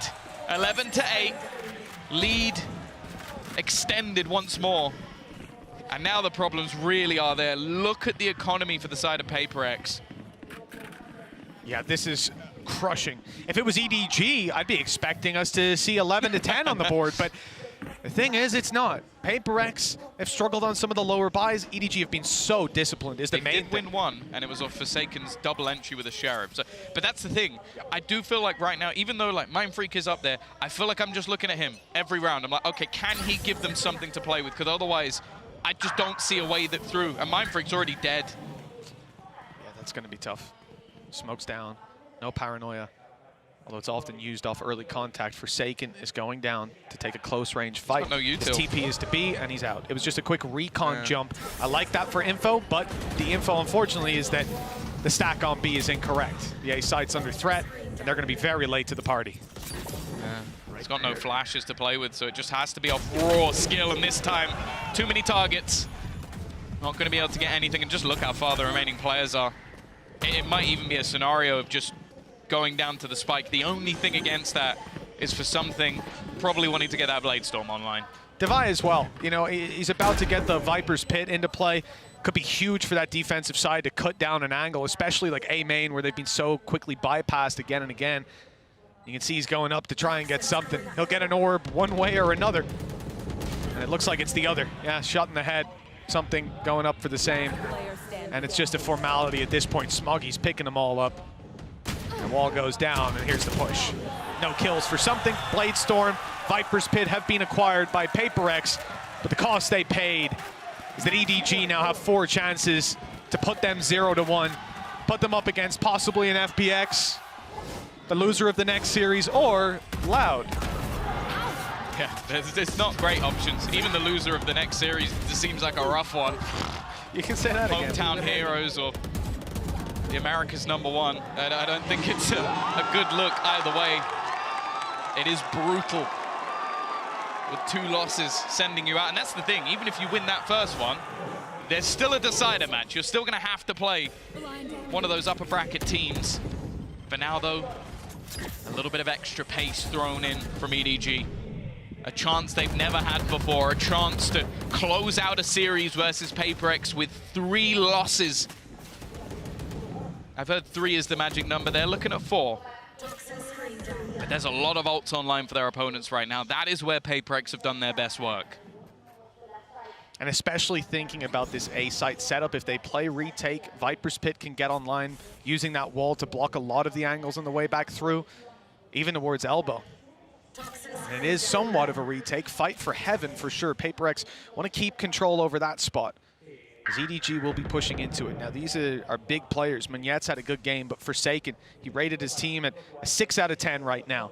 But he's been 10 out of 10 all damn day long. This map thriving. And the challenge is about to come through. The flash has caught him, but he's turned, and it's nice. 2 quick kills, a decoy in, and a TP out. The advantage is extended even further as PRX look to put another round on the board. Buy a little more time. Forsaken, another 3K, another big play from this man, and he's waiting for his teammates to round the corner before he takes that fight. 3 more chances for EDG before they hit an overtime. I've heard a strat back in the day, played by many a team. What's that, called Tom? Avoid CNED. And I think that they may need to try and incorporate that on the EDG side, because genuinely, Forsaken has been the one thorn in their side. They have looked like the better team throughout this map. A pistol either side, there's no excuses in that regard. Winning hero rounds, Kankan back online, nobody as well. There hasn't been a weak link, but when they run into Forsaken, wow, 9 times out of 10 they lose the round. He is the sole defender of this A site right now, with a little bit of support coming. Showstopper for Kankan could put the end to him, but it looks like he just wants to take a firefight. Oh, they've cleared heaven, but look at the space taking by Munyet. It's perfect, but Kankan's ahead of him, finding the kill. Forsaken, flash to work with, TP towards screens. He's going to try to get the kill. No, in fact, he's not. The flash is just used as he falls further back, and now here comes the big ol' rocket. Forsaken's dodged it nicely. Spray good for something. The rolling thunder going up towards heaven. It's not caught the players, and the site is under threat. Something maneuvers around and jumps into Kankan. Eventually, he'll fall with Forsaken on another, and low HP on Smoggy. The spike on the A site, and a very tough one for them to retrieve. They don't know where that second player is, but they found him. It's all on Forsaken. 2 kills, but the spike is at his feet. He knows these players have to push him. The utility 2 flashes will now no longer, and it's a few bullets in the difference, but that's enough. EDG, 4th time is the charm, as they finally bested PRX. And it's the first time that W Gaming will take a loss to the Chinese #1. And what a great start to the tournament it's been for them. We said both teams came into this one looking a little bit shaky, looking like they were vulnerable, likely could be beaten. And well, for PRX, that has become a reality. They finished 2nd place within the Pacific region, and now they finished 2nd place to EDG as well. I feel like nobody's just had a magnum level performance from 2 kills to 20 kills, but still, he's not even able to shine a light on Kankan. An unbelievable map from him, and after a shaky start on Sunset and Bind, it's fair to say EDG are here to play. It's 0-1. PRX go down, and they'll wait to find out who's going to be facing off against them later on. It is a scary 0-1 bracket already.